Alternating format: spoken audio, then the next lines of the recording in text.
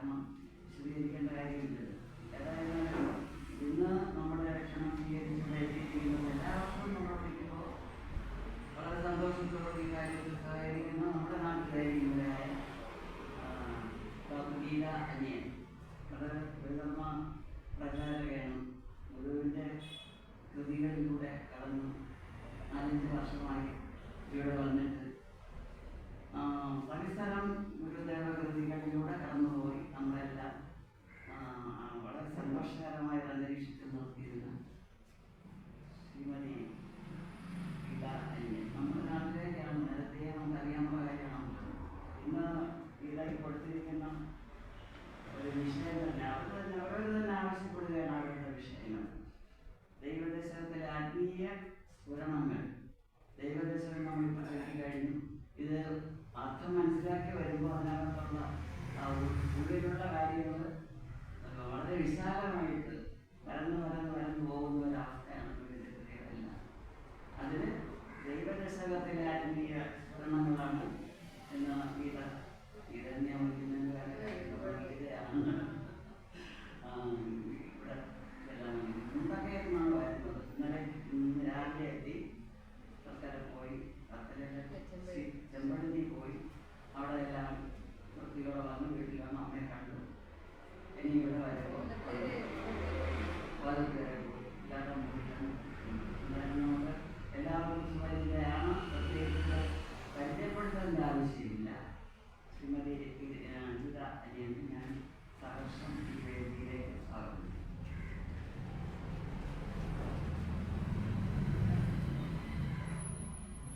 ഭഗവാൻ ശ്രീനാരായണ ഗുരുദേവ തൃപാദ കമലങ്ങളിൽ ശതകോടി പ്രണാമം.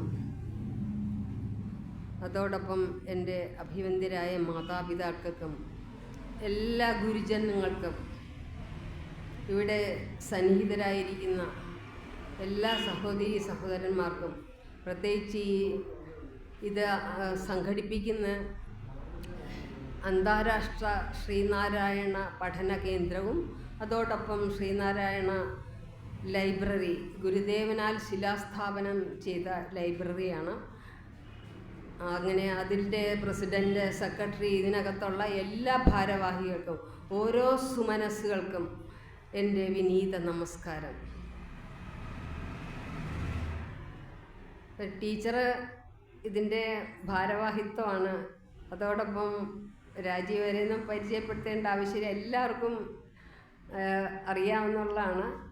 അതോടൊപ്പം ഗുരുവിൻ്റെ എനിക്കിന്ന് നിക്ഷിപ്തമായിരിക്കുന്ന വിഷയം ദൈവദശകത്തിലെ ആത്മീയ സ്ഫുരണങ്ങൾ. അത് ഞാൻ തിരഞ്ഞെടുക്കാൻ സാർ എന്നോട് ചോദിച്ചു.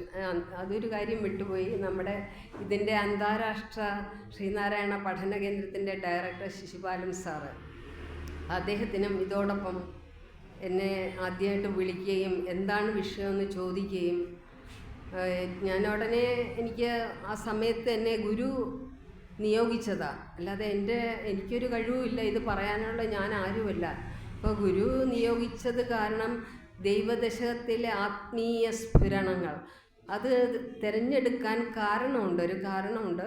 ഇപ്പോൾ അച്ഛൻ്റെ ഡയറിക്കുറിപ്പ്, ആ ഡയറിക്കുറിപ്പിൽ അച്ഛൻ അത് എഴുതിയിട്ടുണ്ടായിരുന്നു, ആ ദൈവദശകത്തിലെ ആത്മീയ സ്ഫുരണങ്ങൾ.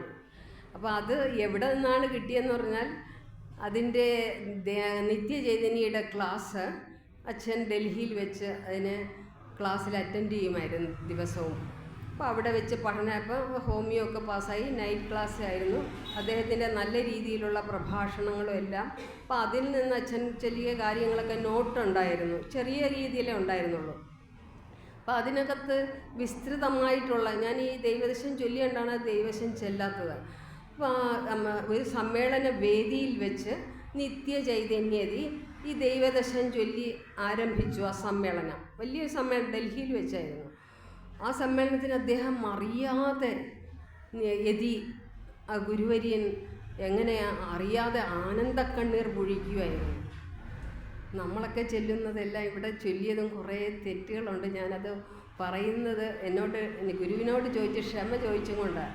അതിനകത്ത് അനേകം തെറ്റുകളുണ്ട്. ഗുരു രചിച്ചിരിക്കുന്ന കാര്യം അതേപടി തന്നെ പറയണം. ദീനാവനപരായണം, അവിടെ ആ സൈലൻ്റാണ്. അതേ കണന്നെ നീയല്ലോ സൃഷ്ടിയും സ്രഷ്ടാവായതും, സ്രായെന്ന് തന്നെ പറയണം, അല്ല സൃഷ്ടാവായെന്ന് പറഞ്ഞാൽ അവിടെ തെറ്റി.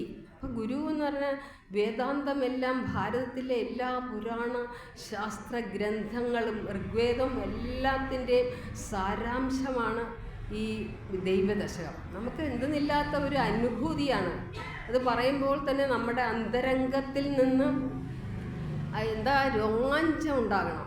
ആ രീതിയിലാണ് നമുക്ക് ദൈവദശം പ്രാർത്ഥിക്കേണ്ടത്. അല്ലാതെ വെറുതെ ദൈവദശം 10 മന്ത്രങ്ങൾ, അതിന് വേറൊരു പേരുണ്ട്, ദൈവോ ഉപനിഷത്ത്. അപ്പോൾ ഉപനിഷത്ത് എന്ന് പറയുമ്പോൾ പണ്ടുള്ള മഹർഷിമാർ നമ്മുടെ ഭാരതത്തിൽ, ആർഷഭാരത സംസ്കാരത്തിൽ മഹർഷിമാരെന്താ ഉപനിഷത്ത്, പ്രസ്ഥാനത്രയം എന്ന് പറയും. ബ്രഹ്മസൂത്രം, ഭഗവത്ഗീത, പിന്നെ ഈ പുരാണങ്ങൾ, അത് മാത്രമല്ല ഉപനിഷത്ത്, 3 കൂടി ചേർന്നാണ് ബ്രഹ്മസൂത്രം, ഭഗവത്ഗീത, ഉപനിഷത്ത്. ഉപനിഷത്ത് എന്ന് പറയുമ്പോൾ അതിൻ്റെ അർത്ഥം തന്നെ ഉപ എന്ന് പറഞ്ഞാൽ അടുത്ത്, നിഷ താഴെ ഇരുന്ന് ഗുരുവര്യൻ്റെ അടുത്തിരുന്ന് നമ്മൾ എന്താണോ കേൾക്കുന്നത്, അത് ഇപ്പോഴുള്ള സ്കൂളിലെ പഠനമൊന്നുമല്ല, ആ രീതിയിലുള്ള നമ്മുടെ സംസ്കാരം, മൂല്യവത്തായ സംസ്കാരം, ഭാരതത്തിൻ്റെ അടിത്തറ, വേദങ്ങൾ, ഉപനിഷത്തുകൾ, അത് ശരിക്കും അത് മനസ്സിലാക്കിയിട്ടാണ് മഹർഷിമാർ അത് മനനം ചെയ്ത്. എങ്ങനെ അന്ന് നോട്ട് ബുക്കോ പേനായോ പെൻസിലോ ഒന്നുമില്ല. ആ സമയത്ത് ശരിക്കും ശ്രദ്ധിച്ച് ശ്രവണം ചെയ്തിട്ടാണ് മഹർഷിമാരുടെ ആപ്തവാക്യങ്ങൾ അതിൻ്റെ ഓരോ ഇതായിട്ട് ശിഷ്യന്മാർ പകർത്തിയെടുത്തത്. ആദ്യത്തെ പകർത്തിയെടുത്ത് തന്നെ സനഹാദി മഹർഷിമാരാണ്. ദൈവദശത്തെക്കുറിച്ച് ആമുഖമായിട്ട് കുറച്ച് കാര്യങ്ങൾ പറയാം. അങ്ങനെയാണ് എനിക്ക് ഈ വിഷയം തന്നെ കിട്ടാൻ കാരണം. അപ്പം മാതാവും പിതാവും നമ്മുടെ ഏറ്റവും കാണപ്പെട്ട ഗുരുക്കന്മാരാണ്. അത് കഴിഞ്ഞാണ് നമുക്ക് ആപ്തവാക്യം മാതാ പിതാ ഗുരു ദൈവം. അപ്പോൾ ഇതിൽ ഏറ്റവും കൂടുതൽ എനിക്ക് സ്വാധീനം ചെലുത്തിയ എൻ്റെ അച്ഛനും അമ്മയുമാണ്. അപ്പോൾ എനിക്കത് പറയാതിരിക്കാൻ വയ്യ. അപ്പോൾ ആ രീതിയിൽ ദൈവദശം 3.5 വയസ്സായപ്പോഴേ എനിക്കറിയാം. എൻ്റെ ഒരു കുട്ടിക്കാലത്ത് ഒരു നാരായണൻ സാറുണ്ടായിരുന്നു. ആ സാറാണ് എന്നെ എഴുത്തിനെത്തി പഠിപ്പിച്ചതും എല്ലാം. അപ്പം നല്ല സ്ഫുടമായിട്ട് ഞാൻ ദൈവദശം ചൊല്ലുകയും അതോടൊപ്പം 5 വയസ്സായപ്പോൾ എനിക്ക് കുണ്ടന്നിപ്പാട്ടിന് ശിവഗിരി മഠത്തിൽ നിന്ന് ഇതേണ ഗുരുദേവ കൃതികൾ സമ്മാനമായിട്ട് ലഭിക്കുക, ഒരു ആൽബം എല്ലാം ലഭിച്ച 5 വയസ്സിൽ. അതെൻ്റെ വീട്ടിൽ ഇരിപ്പുണ്ട്. അപ്പോൾ അത്രയും ആധികാരികമായിട്ട് നമ്മുടെ മാതാവും പിതാവും നമ്മുടെ ഏറ്റവും പ്രധാനപ്പെട്ട പ്രത്യക്ഷത്തിൽ കാണുന്ന ദൈവം. അത് കഴിഞ്ഞിട്ടാണ് ഈശ്വരൻ. കണ്ടോ, മാതാ പിതാ ഗുരു ദൈവം, ഏറ്റവും അവസാനമാണ് ഈശ്വരൻ വരുന്നത്. നമുക്ക് ആദ്യം ദൈവദശത്തിൻ്റെ കുറച്ച് കാര്യങ്ങൾ നോക്കാം. ദൈവദശകം എത്ര അക്ഷരങ്ങളാണ് അടങ്ങിയിട്ടുള്ളത്? എത്ര അക്ഷരങ്ങളാണ്? 320. അപ്പോൾ ഓരോ വരിയിലും 8 അക്ഷരങ്ങൾ വീതം. ഇപ്പോൾ 10 മന്ത്രങ്ങളടങ്ങിയ അനുഷ്ഠുപ് ഛന്ദ് വൃത്തം, അതാണ് ദൈവദശത്തിൻ്റെ പ്രാധാന്യത. അപ്പോൾ എന്താണ് ദൈവദശകം? എങ്ങനെയാണ് ഗുരു ഇത് രചിക്കാൻ കാരണം? അന്നത്തെ സവർണ മേധാവിത്വം നടമാടിയിരുന്ന കാലത്ത് ഗുരു ശിവഗിരിയിൽ കുറച്ച് കുട്ടികളെയൊക്കെ പഠിപ്പിക്കുകയും അതോടൊപ്പം അവർക്കും പ്രാർത്ഥനയൊക്കെ പഠിക്കണമല്ലോ എന്നുള്ള ഉദ്ദേശത്തോടു കൂടി ഭഗവാൻ ദൈവദശകം രചിക്കുകയും ആ സമയത്ത് തന്നെ ഈ ദൈവദശം നല്ലതുപോലെ കുട്ടികൾ പ്രാർത്ഥിക്കുകയും ചെയ്തപ്പോൾ അന്നത്തെ കാലഘട്ടത്തിലാണ് മഹാത്മാഗാന്ധിയും രവീന്ദ്രനാഥ ടാഗോറൊക്കെ ശിവഗിരിയിൽ കടന്നു വരുന്നത്. ആ സമയത്ത് ഇത്രയും നല്ലൊരു പ്രാർത്ഥന ഗുരു രചിച്ചല്ലോ, അവർക്ക് അത്രയും അത്യധികം സന്തോഷമായിരുന്നു. ഇപ്പോൾ ഗുരു രചിച്ച പ്രാർത്ഥനകൾ കുട്ടികൾ കാണാതെ ചൊല്ലുകയും അത് ശിവഗിരി മഠത്തിൽ വെച്ച് പ്രാർത്ഥിക്കുകയും ചെയ്തിരുന്നു. അപ്പം ഗുരു എങ്ങനെ താഴേക്കിടയിലുള്ളവരെയും കൂടി ഉദ്ധരിക്കാൻ വേണ്ടിയാണ് നമുക്ക് വേണ്ടി ഗുരു അവതരിച്ചത്. അപ്പോൾ ഗുരു അവതാരമൂർത്തി എന്ന് പറഞ്ഞാൽ ഗുരു നേരത്തെ തന്നെ ഉണ്ടായിരുന്നതാണ്. ഗദ്യപ്രാർത്ഥനയിലും അറിവായ നാം ഉണ്ടായിരുന്നു, ഇനി ഇതൊക്കെ ഇല്ലാതെ പോയാലും നാം ഇപ്രകാരം പ്രകാശിച്ചു കൊണ്ട് തന്നെ ഇരിക്കും എന്നുള്ള ഭഗവാന്റെ ആ വാണികൾ. ഇപ്പം ഗുരു അവതാരമൂർത്തിയാണ് നേരത്തെ തന്നെ. അപ്പം നമ്മളെല്ലാവരും ഗുരുവിനൊരു പ്രത്യേകത ഉണ്ട്. അവതരിച്ചപ്പോൾ എന്താ കരഞ്ഞില്ല? കരയാതിരിക്കാൻ കാരണം നമുക്കൊക്കെ ഹൃദയം ജനിച്ചു കഴിയുമ്പോൾ ഹൃദയത്തിൻ്റെ ഭിത്തിയിൽ ഒരു ഇതുണ്ട്, സെപ്റ്റം. അത് രണ്ടായിട്ട് വരുമ്പോൾ അവിടെ ഒരു വാൽവുണ്ട്. ആ വാൽവ് ഫൊറാമൈൻ ഓവയിൽ എന്നാണ് അതിനെ പറയപ്പെടുന്നത്. അപ്പോൾ അതിനെ തന്നെ അടയും. എങ്ങനെ? അവതാരമൂർത്തികൾക്ക്.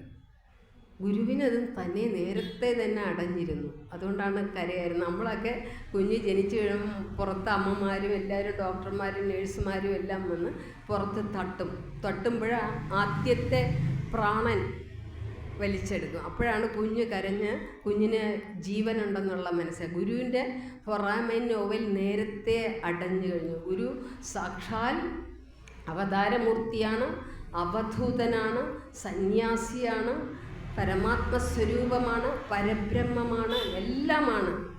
ഗുരു ആരല്ല എന്ന് ചോദിക്കുമ്പോൾ അതിൻ്റെ ഉത്തരം എന്താ പറയുന്നത്? ഗുരു എല്ലാമാണ്. അപ്പം ഗുരു ആരല്ല? എല്ലാമാണ്.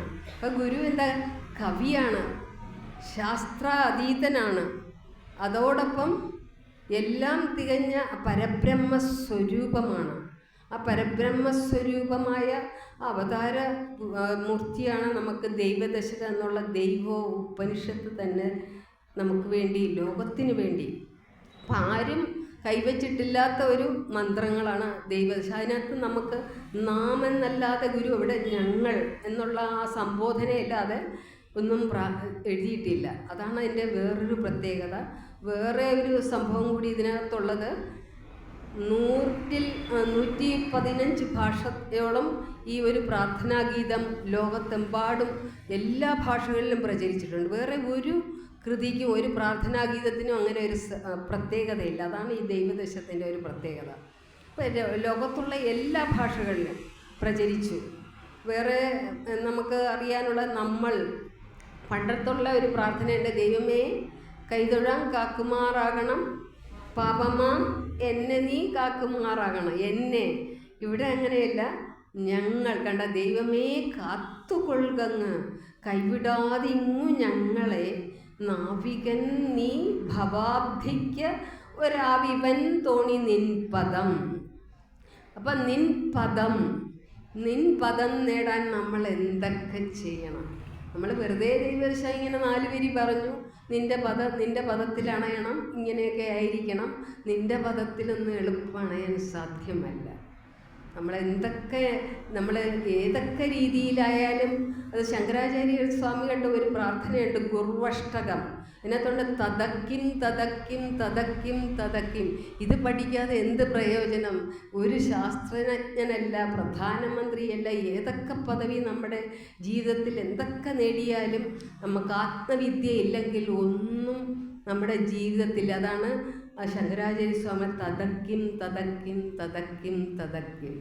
ഒന്നുമില്ല നമ്മൾ നേടിക്കൊണ്ടുവരാൻ. അപ്പോൾ അതിനുള്ള പോംവഴിയാണ് മഹാഗുരു, ആ സ്വാമി തൃപ്പാദങ്ങൾ നമുക്ക് വേണ്ടി ദൈവദശകം എന്നുള്ള മഹത്തായ ദൈവ ഉപനിഷത്ത്.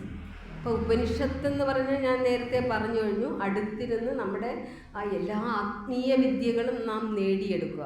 അപ്പോൾ ഗുരു ഒന്നിനെയും, ലോകത്തുള്ള ഒരു പുരാണത്തെയോ ഉപനിഷത്തെയോ ഒന്നിനും, ഒരു ഭാഗവതം, ഭഗവത്ഗീത ഇതൊന്നും നിരാകരിച്ചിട്ടില്ല. എല്ലാം ഉൾക്കൊള്ളിച്ച് ബൈബിൾ, പിന്നെ ഖുറാൻ, ഇതെല്ലാം സമന്വയിപ്പിച്ചു കൊണ്ടുള്ളതാണ് ഗുരുവിൻ്റെ കൃതി. അതാണ് നാം ഗുരു ദൈവദശകം അറിയേണ്ടത്. അപ്പം ആ ദൈവദശകത്തെയാണ് നാം ആദ്യത്തെ നമ്മളെ ശരണാഗതി, ഭഗവാന്റെ പാദത്തിൽ നാം ശരണാഗതി എന്ന ഏറ്റവും വിനയമായിട്ട് നമ്മൾ അർപ്പിക്കുക. അതാണ് ആദ്യം. പ്രാർത്ഥനയ്ക്ക് 5 ലക്ഷണങ്ങളുണ്ട്. പ്രത്യേകിച്ച് ഈ ദൈവദശന 5 ലക്ഷണങ്ങൾ. ശരണാഗതി, രണ്ടാമത്തത് അർത്ഥന, മൂന്നാമത് ധ്യാനധ്യേയ പാരസ്പര്യം, സ്തുതി, അഞ്ചാമത്തത് ശാന്തി. ഈ 5 ലക്ഷണങ്ങളോട് കൂടിയതാണ് നമ്മുടെ ദൈവദശ. ഇത് നമ്മൾ അറിഞ്ഞിരിക്കേണ്ട കാര്യം, 5 ലക്ഷണങ്ങൾ.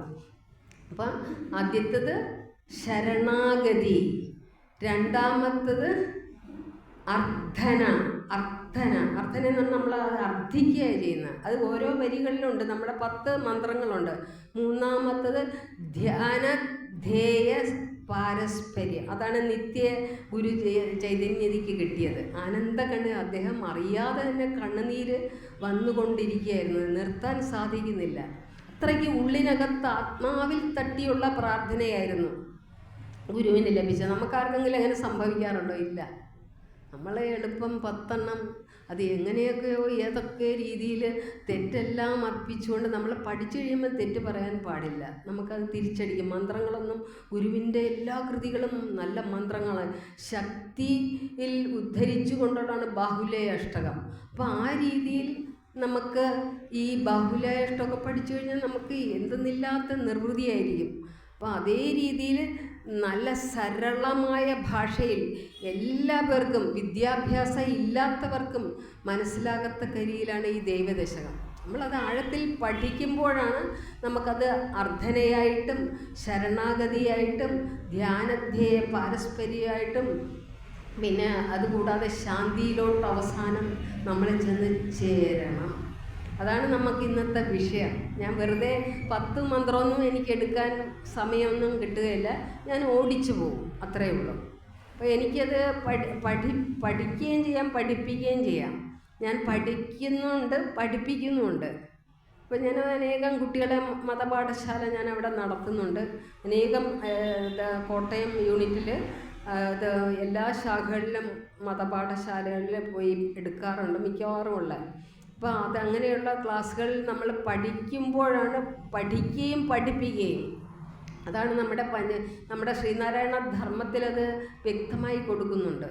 അപ്പം ഇത് ആദ്യം നമുക്ക് എങ്ങനെ ശരണാഗതി പ്രാപിക്കാം. ഇപ്പം ശരണാഗതിക്ക് ഏറ്റവും കൂടുതലുള്ളത് ശമം, ദമം. പിന്നെ ഈ ശമം എന്ന് പറയുമ്പോഴത്തേക്ക് ഇന്ദ്രിയ നിഗ്രഹവും മനോനിഗ്രഹവും വരും. ശമം, ദമം. പിന്നെ ധ്യാനധ്യേയ പാരസ്പര്യം എന്ന് പറഞ്ഞാൽ അവിടെ എല്ലാത്തിനെയും ഒരേ രീതിയിൽ തിതിക്ഷ എന്ന് പറയും. അതിന് വേറൊരു വാക്ക് തിതിക്ഷ.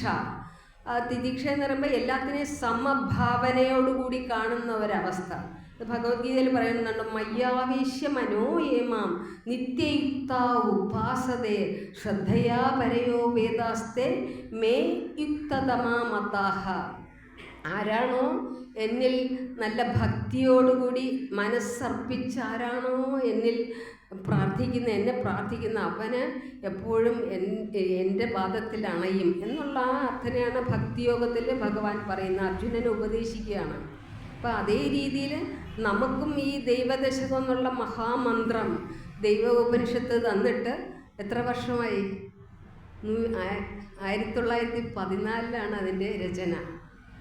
ആ ദൈവദശകം രചിച്ചതും ഇപ്പം അത് 113. അപ്പോൾ അത്രയും വർഷങ്ങൾക്ക് കാലയളവിൽ തന്നെ നമുക്കത് പഠിക്കാനും ശരിക്കും ആർക്കും അത് പ്രാർത്ഥിക്കാൻ പോലും അറിയില്ല കേട്ടോ.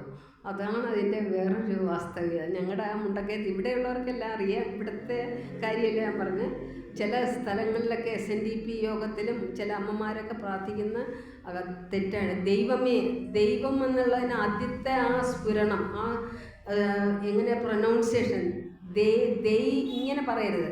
ദൈവമേ കേട്ടോ, കാത്തുകൊള്ളുക അങ്ങേന്ന് പറയരുത്. കാത്തുകൊള്ളുക അങ്ങു, കൈവിടാതെ ഇങ്ങു ഞങ്ങളെ നാവികൻ നീ ഭവാബ്ധിക്ക്. ഇപ്പം എങ്ങനെയാണോ ഒരു പൂച്ച അതിൻ്റെ കുഞ്ഞിനെ എങ്ങനെയാണ് പിടിക്കുക? പൂച്ചക്കുഞ്ഞിനെ അതിൻ്റെ കഴുത്തിൽ പിടിവിടാതെ, അതേ രീതിയിൽ നമ്മെ ഈശ്വരൻ കയ്യിൽ പിടിക്കും. നമുക്കത് സാധിക്കുമോ? ഈശ്വരൻ നമ്മെ കയ്യിൽ പിടിക്കണം. അപ്പം നമ്മൾ വലിയ ഒരു നാവികനാണ്. നമ്മുടെ കപ്പൽ വലിയ നാവികൻ, ചെറിയ ഒരു നാവികനാണെങ്കിൽ അത് ഏതെങ്കിലും സ്ഥലത്ത് കൊണ്ടിരിക്കുകയും അങ്ങനെ നല്ല നാവികൻ, നല്ല ദൃഢമായിട്ടുള്ള നമ്മളെ വിശ്വാസമായിട്ട് കൊണ്ടെത്തിക്കുന്ന ഏത് പദത്തിലാണ്?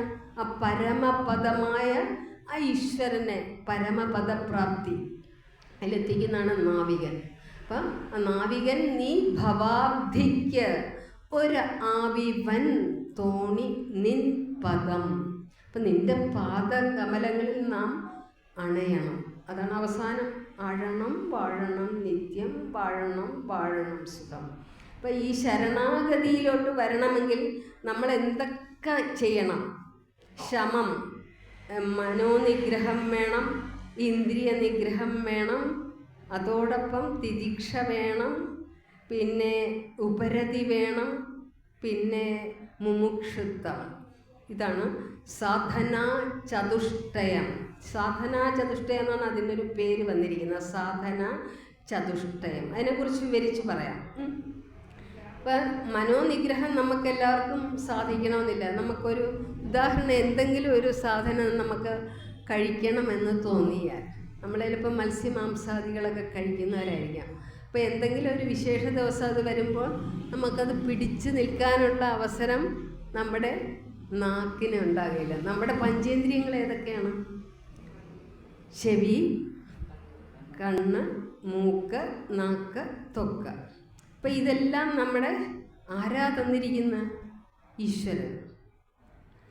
അത് ആ ഈശ്വരൻ്റെ ആ അറിവ് ഏത് കൂടിയാണ് വരുന്നത്? ഈ പഞ്ചേന്ദ്രിയങ്ങളിൽ കൂടിയാണ് വരുന്നത്. നമ്മൾ വിചാരിച്ചാലും നടക്കില്ല. ഈ വാക്കുകളൊക്കെ ആരാ പറയുന്നത്?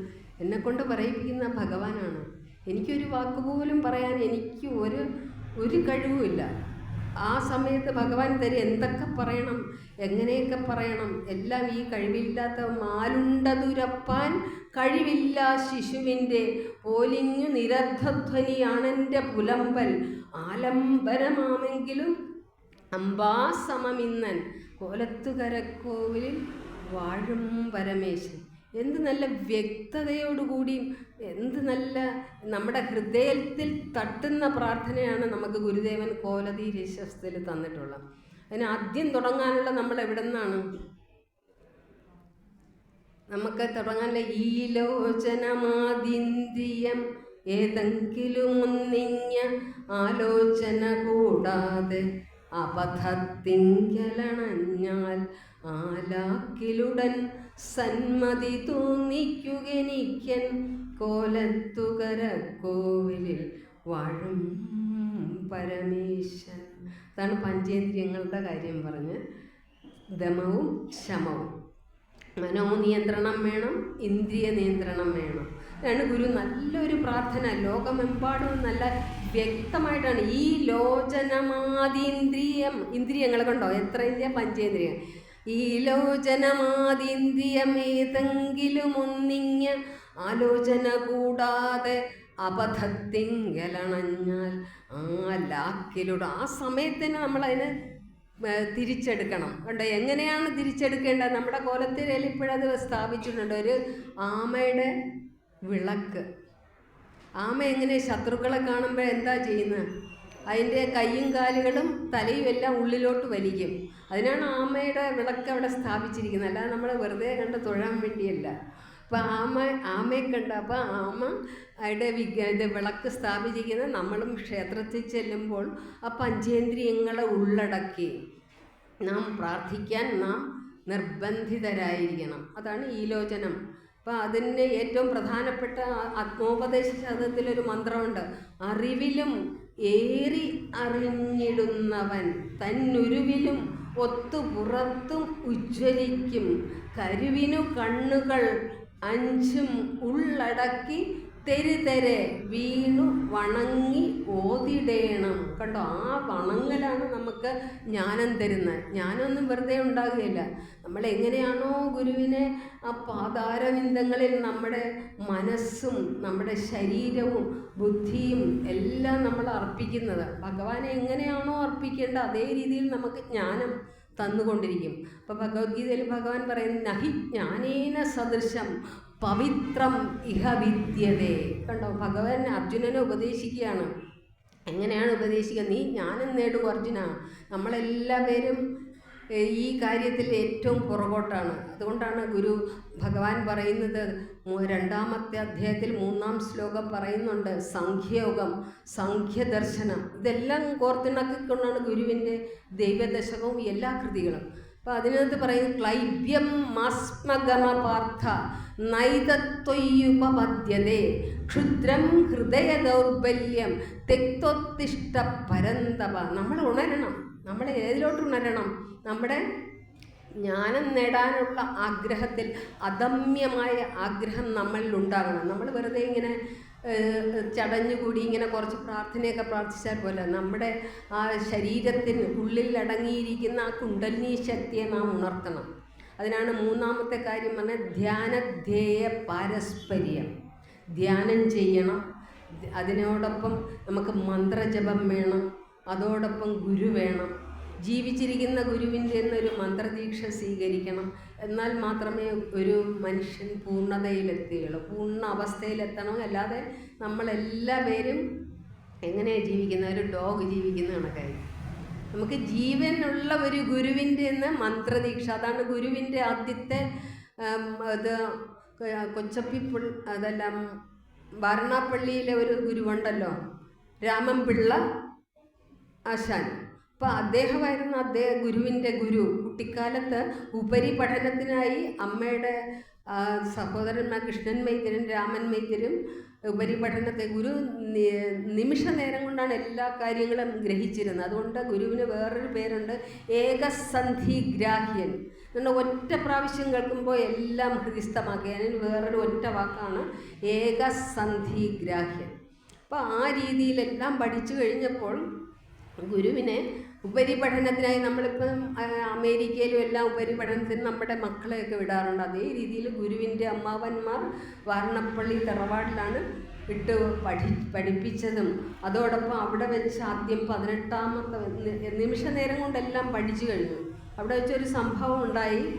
അവിടെ അവർണവർഗക്കാരും സവർണവർഗക്കാരും 2 തട്ടിലാണ് ഇരുന്നിരുന്നത്. അപ്പോൾ സവർണവർഗക്കാർ പലകയും നമ്മുടെ താഴ്ന്ന ജാതിക്കാരിലെ ഗുരു മാത്രമേ ഉണ്ടായിരുന്നു. ബാക്കിയെല്ലാം ഉയർന്ന സവർണ മേധാവിത്വം എന്ന് പറയുന്ന ജാതി കോമരങ്ങളായിരുന്നു. അപ്പം ഗുരുവിന് ഓലക്കീറാണ് അവിടെ കൊടുത്തത്.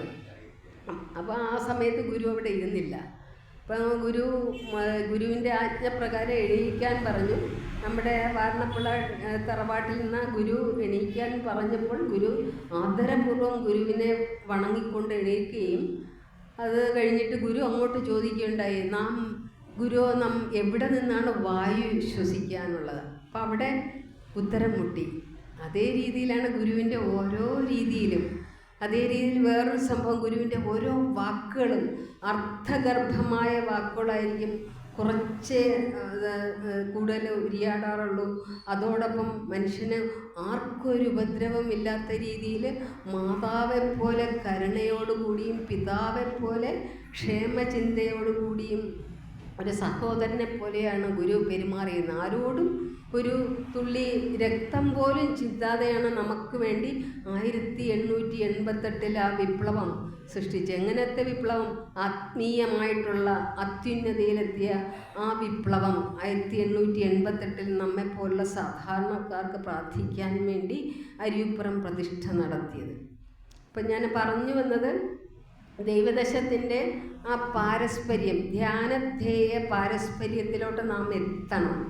ഒരു ഗുരുവിനെ നാം കണ്ടുമുട്ടും. ഇപ്പോൾ ശിവഗിരി മഠത്തിൽ സ്വാമിമാരൊക്കെ മന്ത്രദീക്ഷ കൊടുക്കുന്നുണ്ട്. അപ്പം നമ്മളതിന് പക്വത എത്തിയിരിക്കണം, എന്നാലേ മന്ത്രദീക്ഷ സ്വീകരിക്കാൻ അർഹതയുള്ളൂ.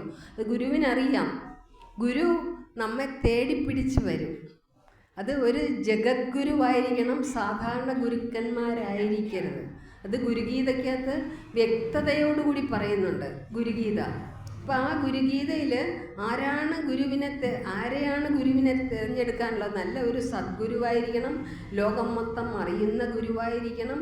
അതോടൊപ്പം നമ്മെ പഠിപ്പിക്കാൻ പ്രാപ്തരായിരിക്കണം, വേദങ്ങളും ഉപനിഷത്തുക്കളും എല്ലാം ഗ്രഹിക്കുന്നതും അതോടൊപ്പം നമുക്ക് പറഞ്ഞു തരാൻ പ്രാപ്തരായിരിക്കുന്നവരായിരിക്കണം ഗുരുക്കന്മാർ, സദ്ഗുരുക്കന്മാർ. അങ്ങനെ ഉണ്ടെങ്കിലേ നമ്മുടെ ജ്ഞാനം പൂർണ്ണതയിലെത്തുകയുള്ളൂ. ആ ജ്ഞാനത്തെ നാം ഊതി എങ്ങനെയാണോ ഒരു കൊല്ലൻ്റെ ആലയിലിട്ട് ഓരോ ആയുധങ്ങൾ മെനക്കിയെടുക്കുന്നത്, എങ്ങനെയാണോ സ്വർണ്ണാഭരണങ്ങൾ മെനക്കിയെടുക്കുന്നത്, അതേ രീതിയിൽ നമ്മളും നമ്മുടെ മനസ്സിനെ കൂടുതൽ ഉരുക്കിയെടുത്ത് അവരുടെ ജ്ഞാനത്തെ കൂടുതൽ പരിപൂർണമായിട്ട് വരുമ്പോഴാണ് നമുക്ക് ഈ കാര്യങ്ങളൊക്കെ നിൻ്റെ പദത്തിലെത്താൻ സാധിക്കുന്നത്. അതാണ് ദൈവമേ കാത്തുകൊള്ളുകങ്ങ് കൈവിടാതിങ്ങു ഞങ്ങളെ നാവികൻ നീ ഭവാബ്ധിക്ക് ഒരാവിവൻ തോണി നിൻപ, നിന്റെ പദത്തിൽ ഞങ്ങൾ കണയണം, അല്ലാതെ എന്താ ജീവിച്ചിട്ട് കാര്യം? അതാ തതക്കിം തതക്കിം തതക്കിം തതക്കിം, ഒരു പ്രയോജനമില്ല. അപ്പോൾ നമ്മുടെ മോക്ഷപ്രാപ്തിയിലുള്ള വഴിക്കാണ് നാം ഒരു മനുഷ്യനായിട്ട് ജനിച്ചു കഴിഞ്ഞാൽ നമ്മുടെ ജീവിതം മോക്ഷപ്രാപ്തിയിൽ എത്തിക്കുന്നുള്ളതാണ്. അതാണ് നമ്മുടെ പരമമായ ധർമ്മം. എങ്ങനെ മോക്ഷപ്രാപ്തിയിൽ എത്തിക്കണമെന്ന് നല്ല രീതിയിൽ വ്യക്തമായിട്ട് ഗുരു ശാരദാംബ പ്രതിഷ്ഠയോടുകൂടി നമുക്ക് തന്നിട്ടുണ്ട്. എന്താണ് ആ പ്രതിഷ്ഠയിൽ അടങ്ങിയിരിക്കുന്ന 4 തൃക്കരങ്ങളിൽ? ധർമ്മം, അർത്ഥം, കാമം, മോക്ഷം. ഉണ്ടോ? ധർമ്മത്തിൽ കൂടി അർത്ഥം എന്ന് പറഞ്ഞാൽ ധനം സമ്പാദിച്ച്, കാമത്തിനെ നമുക്ക് എല്ലാവർക്കും ആഗ്രഹങ്ങളുണ്ട്, ആഗ്രഹമില്ലാത്ത ഒറ്റ വ്യക്തി പോലും ഇല്ല. ആ കാമത്തെ നമുക്കെങ്ങനെ സാധാരണ രീതിയിലുള്ള കാമമായിരിക്കണം, അല്ലാതെ അമിതമായ ആഗ്രഹം വരുമ്പോഴാണ് നമ്മുടെ ഈ സമനില തെറ്റുന്നതും അവിടെ യുദ്ധവും കണ്ടോ, വിദേശ രാജ്യങ്ങളിലൊക്കെ യുദ്ധം നടക്കുകയല്ലേ. അപ്പോൾ ആ രീതിയിലുള്ള ആഗ്രഹങ്ങൾ നമ്മൾ പാടില്ല. അപ്പോൾ അമിതമായ ആഗ്രഹങ്ങളും വേണ്ട. അതോടൊപ്പം ധർമ്മത്തിൻ്റെ മാർഗത്തിൽ കൂടി ധനം സമ്പാദിച്ച് പര്യാപ്തമായ ആഗ്രഹങ്ങൾ നേടിക്കഴിഞ്ഞാൽ നമുക്ക് ഏതിലോട്ടെത്താം? മുമുക്ഷുത്വം, മോക്ഷമാർഗത്തെ പ്രാപിക്കുക എന്ന് കാണിക്കുന്നതിനാണ് ഗുരു അവിടെ ശിവഗിരിയിൽ ശാരദാംബയെ പ്രതിഷ്ഠിച്ചത്. അപ്പം ഇത് നമ്മൾ നേടിയെടുത്താൽ മാത്രമേ ഗുരുവിൻ്റെ ആദ്യത്തെ 4 വരികളിലുള്ള നിൻ പദത്തിൽ അണയാൻ സാധിക്കൂ. ഉണ്ടോ? നിൻ പദത്തിലെത്തണം. അപ്പം നിൻ പദത്തിലെത്താൻ നമ്മൾ ദൈവം നമ്മുടെ കയ്യിൽ പിടിക്കണം. അല്ല നമ്മൾ അങ്ങോട്ട് പിടിച്ച് നമ്മളൊരു ചാടുമ്പോൾ കൈ വിട്ടു പോകും. ചിലപ്പോൾ എന്തെങ്കിലും കാലിൽ എന്തെങ്കിലും ഒരു ഉറുമ്പ് കടിച്ചാൽ മതി, നമ്മളെ കൈ ആ കുഞ്ഞ് പിടിവിടും. മറ്റേ ദൈവം മുറുകെ പിടിച്ചാൽ ഒരു കൊച്ചു കുഞ്ഞ്, 2 വയസ്സുള്ള ഒരു കുഞ്ഞ് കൈ പിടിച്ച് നടക്കാൻ തുടങ്ങുന്ന അവസരത്തിൽ കുഞ്ഞ് നമ്മളെ പിടിക്കുമ്പോൾ കുഞ്ഞിൻ്റെ കാലിൽ ഒരു ഉറുമ്പ് കടിച്ചാൽ കുഞ്ഞ് കൈ വിടുകയല്ലേ നമ്മുടെ കയ്യിൽ നിന്ന്. പക്ഷേ അമ്മമാർ പിടിച്ചാൽ നമ്മൾ പിടിവിടുമോ? നമ്മൾ എന്തൊക്കെ ജോലി അടുക്കളയിൽ ചെയ്തിരുന്നാലും നമ്മൾ ആ കൈ വിടയില്ല. അതാണ് അതിൻ്റെ ദൈവം നമ്മെ കൈ പിടിക്കണം. പിന്നെ ഞാൻ എളുപ്പം ഓടിച്ചൂടെ, ഇതിനെക്കുറിച്ച് വിസ്തരിച്ച് പറയണമെങ്കിൽ 1 മണിക്കൂറൊക്കെ വേണം. എല്ലാ ഉപനിഷത്തും കോട്ട് ചെയ്ത് പറയാം. അപ്പോൾ അതല്ല നമുക്ക് വേണ്ടത്. നമുക്ക് ഈശ്വരൻ എന്നാണ് നമ്മ ഗുരു നമുക്ക് മാതാവെ പോലെയാണ്. ആ മാതാവെ പോലെ ആകണമെങ്കിൽ നമുക്ക് ഈശ്വരനെ മുറുകെ പിടിക്കേണ്ട നമുക്കെല്ലാവർക്കും അതിനുള്ള ഒരു അദമ്യമായ ഭക്തിയും അതോടൊപ്പം വിനയവും അതോടൊപ്പം ജ്ഞാനവും, ഭക്തിയും ജ്ഞാനവും സമന്വയിപ്പിച്ചു കൊണ്ട് വേണം നമ്മുടെ ജീവിതം മുന്നോട്ട് നയിക്കാൻ. ഇനിയുള്ള കാലഘട്ടത്തിൽ നമ്മുടെ അമ്മമാരാണ് ഏറ്റവും കൂടുതൽ ചിന്തിക്കേണ്ടത്. ഇപ്പോഴുള്ള കുട്ടികളെല്ലാം എന്താ ചെയ്യുന്നത്? എന്തൊക്കെ സാധനങ്ങളുണ്ട് നാക്ക്, എനിക്ക് പേരൊന്നും ശരിക്കറിയത്തില്ല, നാക്കിനടിയിലിടുന്ന ഇതൊക്കെ എന്താ താളം തെറ്റുന്നത്? ഇതെല്ലാം ഗുരു പിണ്ടനന്തി എന്നുള്ള കൃതിയിൽ വ്യക്തമായിട്ട് പറഞ്ഞു തന്നിട്ടുണ്ട്. എങ്ങനെ നമ്മുടെ സംസ്കാരം ശ്രീനാരായണ ധർമ്മത്തിൽ നല്ല വ്യക്തതയോടുകൂടി പറയുന്നുണ്ട്. ഗുരു എന്താണ് അതിനകത്ത് പറഞ്ഞിരിക്കുന്നത്? നമ്മൾ ആ ഒരു കൃതി മാത്രം പഠിച്ചാൽ മതി. നമ്മുടെ ഭഗവാൻ തന്നിരിക്കുന്ന 2 കാര്യങ്ങളാണ് ഈ ലോകത്തിന് വേണ്ടി നമുക്ക് തന്നിട്ടുള്ളത്. ഒന്ന് ശ്രീനാരായണ ധർമ്മവും മറ്റൊന്ന് ഗുരുദേവ ദർശനങ്ങൾ. 64ഓളം കൃതികളുണ്ട്. അപ്പോൾ ആ ശ്രീനാരായണ ധർമ്മത്തിൽ മനുഷ്യൻ എങ്ങനെ ജീവിക്കണം, തുടക്കം വരെ ഒരു 5 വയസ്സ് വരെ ദേവനെപ്പോലെ കാണണം. അത് കഴിഞ്ഞിട്ട് കൗമാരപ്രായത്തിൽ എന്തെങ്കിലും നമ്മളെ തെറ്റ് ബാല്യകാലത്തിൽ കണ്ടാൽ അതിനെ ശിക്ഷിക്കണം. എന്താണ് ചെയ്യരുത്, എന്താണ് അരുതാത്തത് എന്ന് കണ്ടാൽ അത് അമ്മമാർ ശാസിച്ച് അത് നല്ല രീതിയിൽ, അതിനെ ദേഷിക്കാത്ത രീതിയിൽ, അതിനെ മനസ്സിൽ തട്ടാത്ത രീതിയിൽ നമ്മൾ ശരിക്കും പറഞ്ഞു കൊടുക്കാൻ നമ്മൾ ബാധ്യസ്ഥരായിരിക്കണം, നമ്മുടെ അമ്മമാർ. അപ്പോൾ അതിന് നമ്മൾ കരുക്കൾ നമ്മുടെ കുട്ടികളെ പഠിപ്പിക്കണം. അപ്പോൾ പിണ്ടനന്തിയിലുണ്ട് എങ്ങനെയാണ് ഒരു ജീവൻ്റെ ഏത് സമയത്ത് ഒരു ജീവൻ ഉണ്ടാകണം, എങ്ങനെയാണ് പ്രാർത്ഥന, എത്ര സമയം. അപ്പോൾ അതാണ് പണ്ടുള്ള കാലത്ത് പുളി കൂടി അടിയന്തരമൊക്കെ ഉണ്ടായിരുന്ന ഒരു കാലഘട്ടം ഉണ്ടായിരുന്നു. ഗുരു നമ്മുടെയൊക്കെ പണ്ട് കാലത്ത് ആ സമയത്ത് നമുക്ക് പുളിയൊക്കെ നമ്മുടെ അമ്മമാരൊക്കെ തരുമായിരുന്നു. അപ്പം നമ്മുടെ ഓർമ്മശക്തി, ബ്രെയിനൊക്കെ, തലച്ചോറിന് ക്ഷതം സംഭവിക്കും, അവിടെ ഓർമ്മശക്തി ഉണ്ടാകുകയില്ല. പക്ഷെ അന്നത്തെ കാലത്ത് സവർണ്ണ മേധാവിത്വത്തിൽ ബ്രാഹ്മണരൊക്കെ നെയ്യൊക്കെ സേവിക്കുമായിരുന്നു. അവർ 41 ദിവസം വ്രതമെടുത്തതിന് ശേഷമാണ് അവരുടെ ജീവിതത്തിലെ കാലഘട്ടത്തിൽ നല്ല മനോഹരമായ വിവാഹ ജീവിതം തന്നെ തുടങ്ങുന്നത്.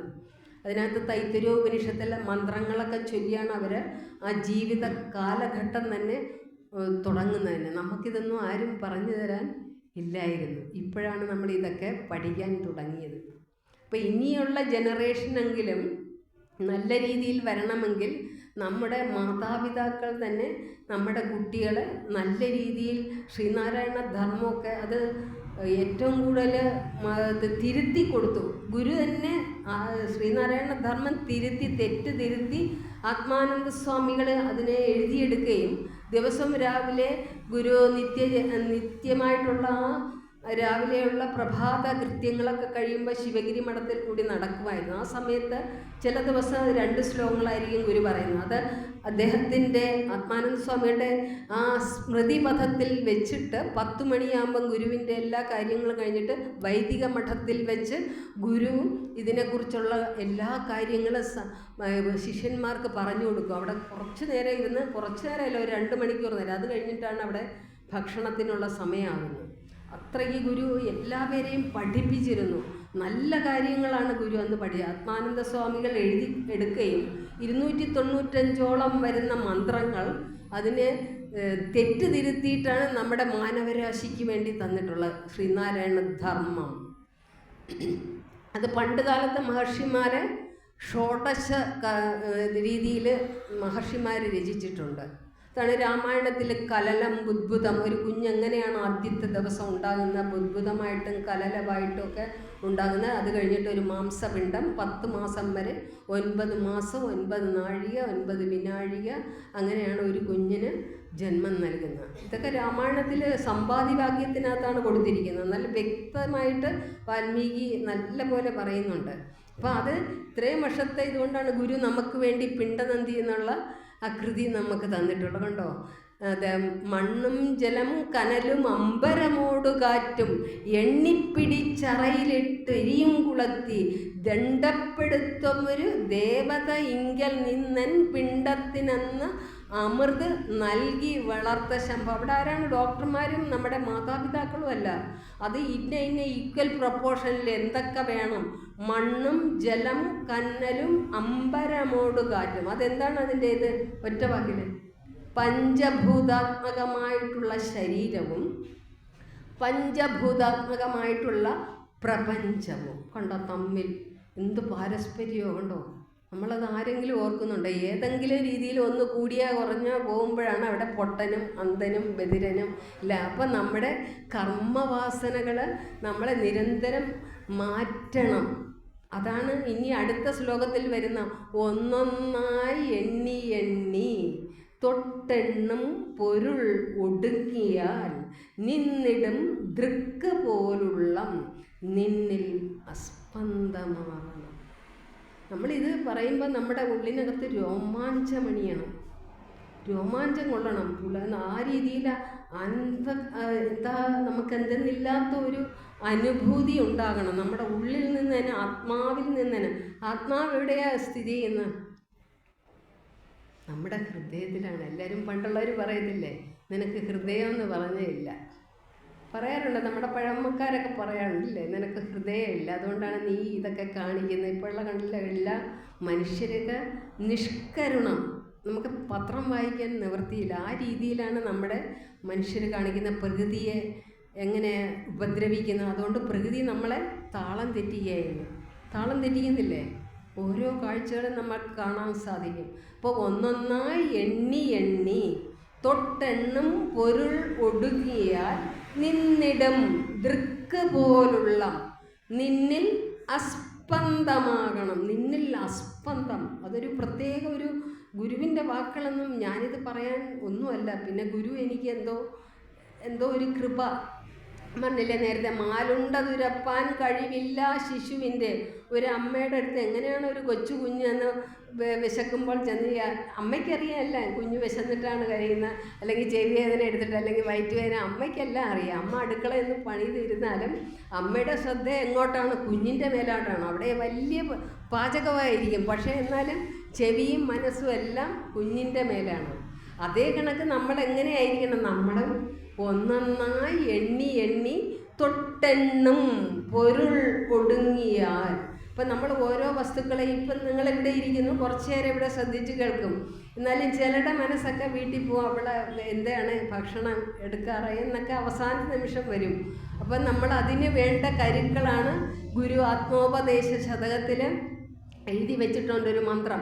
അഴലെഴുമഞ്ചി തളാർന്നു രണ്ടു തട്ടായി ചുഴലും അനാദി വിളക്കു തൂക്കിയാത്മാ നിഴലുരുവായെരിയുന്നു നെയ്യതോ മൺപഴകിയ വാസന വൃത്തിവർത്തിയത്ര കണ്ടാകും. അപ്പം അതിനകത്ത് എന്താ, രണ്ട് അഴലഴും അഞ്ചിതളാർന്നു രണ്ടു തട്ടായി. നമ്മുടെ ബോധമനസ്സും ഉപബോധ മനസ്സുണ്ട്. ബോധമനസ്സെന്ന് പറഞ്ഞാൽ ഈശ്വരനാണ്, ചൈതന്യം. ബോധമനസ്സുള്ളതുകൊണ്ടാണ് ഞാൻ ഇതെല്ലാം പറയുന്നത്. ദക്ഷിണാമൂർത്തി സ്തോത്രത്തിലുമുണ്ട് എങ്ങനെ ഒരു നാനാഛിദ്ര ഘടോദരസ്ഥിത പ്രഭ എന്നാണ്. ഒരു കുടത്തിനകത്തൊരു വിളക്ക് കത്തിച്ച് വയ്ക്കുമ്പോൾ അതിനകത്തുള്ള സുഷിരങ്ങൾ പലതാണെങ്കിൽ അതിനകത്തോടി പ്രകാശം നിർഗളിക്കും. അത് ആ പ്രകാശം ഉണ്ടാകുന്ന നമ്മുടെ ശരീരത്തിൽ കുടികൊള്ളുന്ന പഞ്ചേന്ദ്രിയങ്ങളും അതോടൊപ്പം ജ്ഞാനേന്ദ്രിയങ്ങൾ എങ്ങനെയാണോ പുറത്ത് വന്ന് ഞാൻ ഇതെല്ലാം പറയുന്നതും നിങ്ങളെല്ലാം ശ്രവിക്കുന്നു.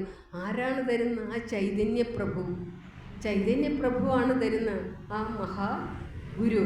മഹാഗുരു എന്ന് പറഞ്ഞാൽ ചൈതന്യപ്രഭു എന്ന് പറഞ്ഞാൽ ഒരു ഈശ്വരൻ ഒന്നേ ഉള്ളൂ. അതാണ് മഹാഗുരുക്കന്മാർ. അപ്പം ആ ഭഗവാൻ പരമശിവൻ.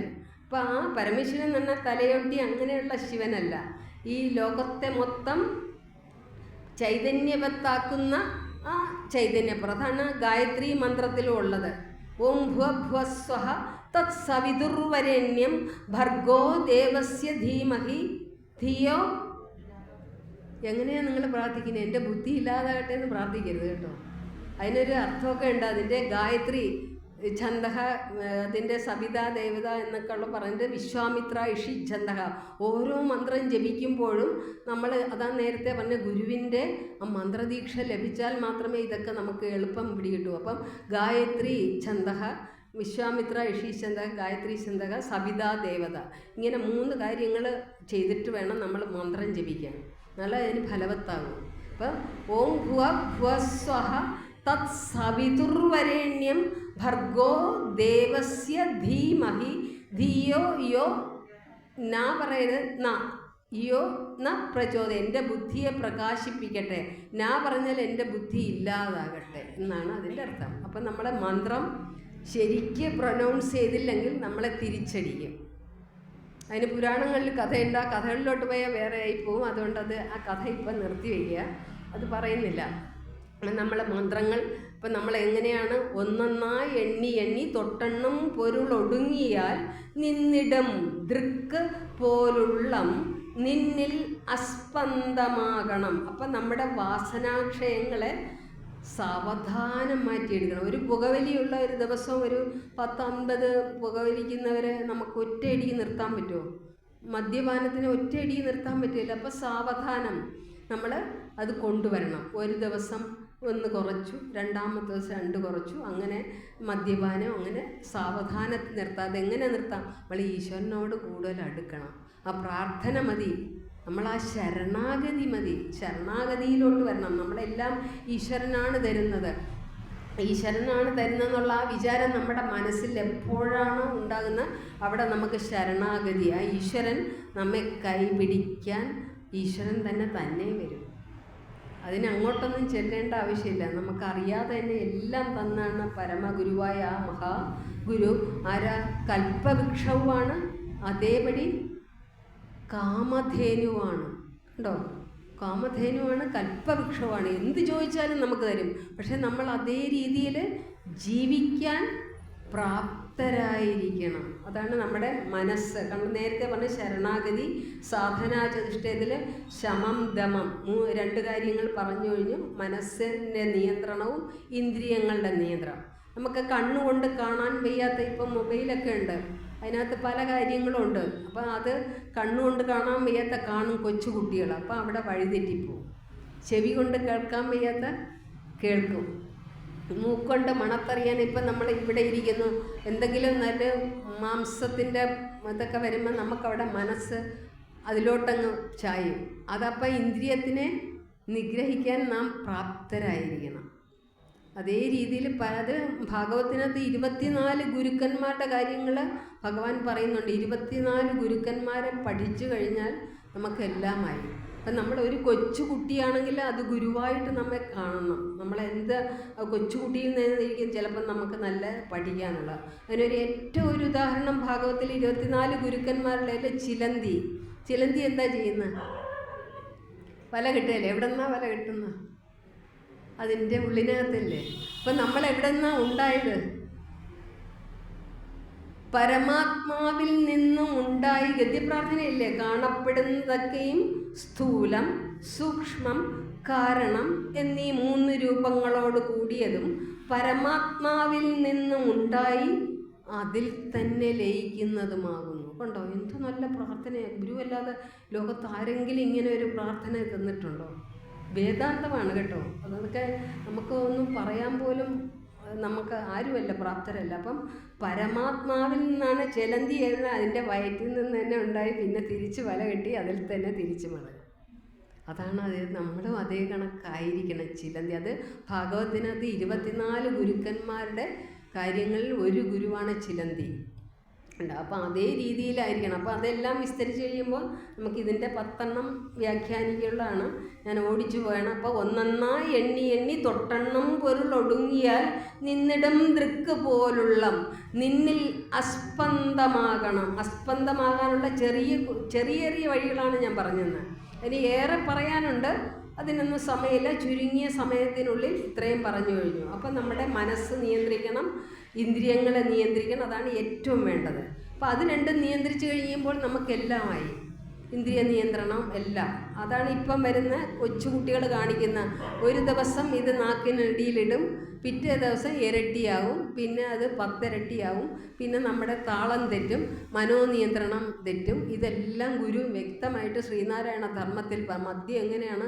മദ്യം വിഷമാണ്, അത് ഉണ്ടാക്കരുത്, കൊടുക്കരുത്, കുടിക്കരുത്. ഇതെല്ലാം ഗുരു പറഞ്ഞിട്ടുണ്ട്. ഇതെല്ലാം അപ്പം ഗുരുവിൻ്റെ ഈ നൂറ്റാണ്ട് അടുത്ത വർഷം വരും. ഗുരുവിൻ്റെ ദർശനം നൂറ്റാണ്ടായിട്ട് 21ാം നൂറ്റാണ്ട് വരുന്നുണ്ട്. ശ്രീനാരായണ ഗുരു ദർശന നൂറ്റാണ്ട് അത് വരും, താമസിക്കാതെ തന്നെ. ഒരു ഗുരു 100 വർഷത്തിന് മുമ്പേ പ്രവചിച്ചിരുന്നു. അപ്പോൾ ഇനി വരാൻ വരുന്ന നൂറ്റാണ്ട് ഗുരു ദർശന നൂറ്റാണ്ടാണ്. അതാണ് ഈയിടെ നമ്മുടെ പ്രധാനമന്ത്രി മഹാനായ പ്രധാനമന്ത്രി വ്യക്തിപരമായിട്ട് എല്ലാം കൊണ്ട് ഗുരുവിനെ ഏത് രീതിയിലാണ് കണ്ടത്? ഉണ്ടോ? എന്ത് നല്ല രീതിയിലാണ്. നമ്മളെല്ലാം പത്രദ്വാരേണ വായിച്ചു കഴിഞ്ഞു. അത് നമസ്കരിക്കുന്ന ഗുരുവിനെ ആ ലോകം കണ്ട മഹാഗുരുവാണ്. അപ്പോൾ ആ രീതിയിലാണ് നാമും കാണേണ്ടത്. അപ്പം നമ്മൾ ഓരോ പ്രധാനപ്പെട്ട വലിയ നല്ല ശീലങ്ങൾ ആരാണോ കാണിക്കുന്നത് അത് നാം തിരഞ്ഞെടുക്കാൻ കുട്ടികളെ പ്രാപ്തരാക്കണം. അതിനൊരു ഉദാഹരണത്തോടു കൂടി പറയാം. നമ്മുടെ ഏറ്റവും പ്രധാനപ്പെട്ട രാഷ്ട്രപിതാവാരെ എല്ലാവർക്കും അറിയാം, മഹാത്മാഗാന്ധി. രാഷ്ട്രപിതാവിൻ്റെ അമ്മ പുത്തലിബായി ഒരു വ്രതം എടുക്കുമായിരുന്നു പണ്ട് കാലത്തൊക്കെ സ്ത്രീകളൊക്കെ നല്ല വ്രതം എടുക്കുന്നവരായിരുന്നു. അപ്പോൾ ആ കോകില വ്രതം എടുക്കുമായിരുന്നു. കോകില വ്രതം എന്ന് പറഞ്ഞാൽ കുയിൽ കൂവി കഴിഞ്ഞാൽ മാത്രമേ മഹാത്മാഗാന്ധിയുടെ അമ്മ ഭക്ഷണം കഴിക്കുകയുള്ളായിരുന്നു. അപ്പോൾ ഒരു ദിവസം 12 മണി കഴിഞ്ഞിട്ടും കുയിൽ കൂവുന്നില്ല. അപ്പം ഈ മഹാത്മാഗാന്ധി എന്താ ചെയ്തത്? വൃക്ഷത്തിൻ്റെ മറവിൽ നിന്ന് കുയിൽ കൂവുന്നതാണ് കൂവി. അപ്പോൾ ആ സമയത്ത് അമ്മ കണ്ടുപിടിച്ച് ഇത് എൻ്റെ മകനാണ് കൂവിയത്, ഞാൻ ഭക്ഷണം കഴിക്കാൻ വേണ്ടി. അമ്മയെ ഞാൻ കൂവിയല്ലോ. അപ്പോൾ അമ്മയെ ഞാൻ കൂവിയല്ലോ. അപ്പോൾ അത് നീ കള്ളം പറഞ്ഞില്ലേ? അപ്പോൾ ആ സമയത്ത് കള്ളം പറഞ്ഞുകൊണ്ട് മഹാത്മാഗാന്ധിയെ അടിക്കാൻ ഓങ്ങി. അന്ന് മഹാത്മാഗാന്ധിയൊന്നും ആയിട്ടില്ല കേട്ടോ, മഹാത്മാവായില്ല, ഒരു ചെറിയ കുട്ടിയായിരുന്നു വലിയ. അപ്പോൾ ആ സമയത്ത് അടിക്കാനായിട്ട് ഒരു വടിയെടുത്തു. അപ്പം ശിക്ഷിച്ചു. അപ്പം നമ്മൾ കൊച്ചുകുട്ടികളെ എന്ത് കണ്ടാലും വേണ്ടാത്ത കണ്ടാൽ ശിക്ഷിക്കാനും നമ്മൾ പ്രാപ്തരായിരിക്കണം. എന്നിട്ട് അതിനുശേഷം ബാരിസ്റ്റർ പരീക്ഷയ്ക്ക് വേണ്ടി വെളിയിൽ ഇംഗ്ലണ്ടിൽ പോയി. ആ സമയത്ത് എന്താ സംഭവിച്ച? മകനോട് പറഞ്ഞു വിട്ടാണ്, മഹാത്മാഗാന്ധിയോട് പറഞ്ഞു, നീ 3 കാര്യങ്ങൾ നീ വിദേശത്ത് പോകുമ്പോൾ ശ്രദ്ധിക്കണം. ഒന്നാമത്തെ കാര്യം സത്യം പറയണം. രണ്ടാമത്തെ കാര്യം മത്സ്യമാംസാദികൾ ഉപയോഗിക്കരുത്. മൂന്നാമത്തെ കാര്യം എല്ലാ സ്ത്രീകളോടും അമ്മമാരായിട്ട് പെരുമാറണം. എല്ലാ സ്ത്രീകളെയും അമ്മമാരായിട്ട് പെരുമാറിയ പിന്നെ അവിടെ വേറെ എന്തെങ്കിലും ഉണ്ടോ? ഇപ്പോഴുള്ള കാലത്ത് നടക്കുന്ന ഈ കാലഘട്ടം. അപ്പോൾ ഈ 3 കാര്യങ്ങളും മഹാത്മാഗാന്ധിയോട് പറഞ്ഞയച്ചു. അതേ രീതിയിൽ നമ്മുടെ മാതാപിതാക്കൾ നമ്മളെ കുട്ടികളെ പ്രാപ്തരാക്കാൻ നാം പഠിപ്പിക്കണം. ഇതൊരു നിർബന്ധമായിട്ടുള്ള കാര്യമാണ്. ഇനിയുള്ള തലമുറയെങ്കിലും നല്ലതായിട്ട് വരണം.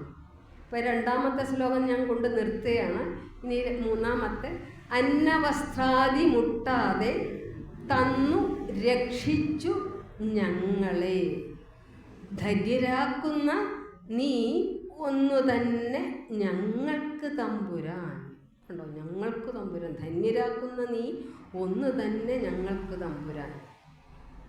അപ്പം അന്ന വസ്ത്രാദി മുട്ടാതെ എന്നാണ്. കണ്ട ഗുരുവിൻ്റെ ആ വാക്കിൻ്റെ പ്രയോഗം, ആ ശൈലി.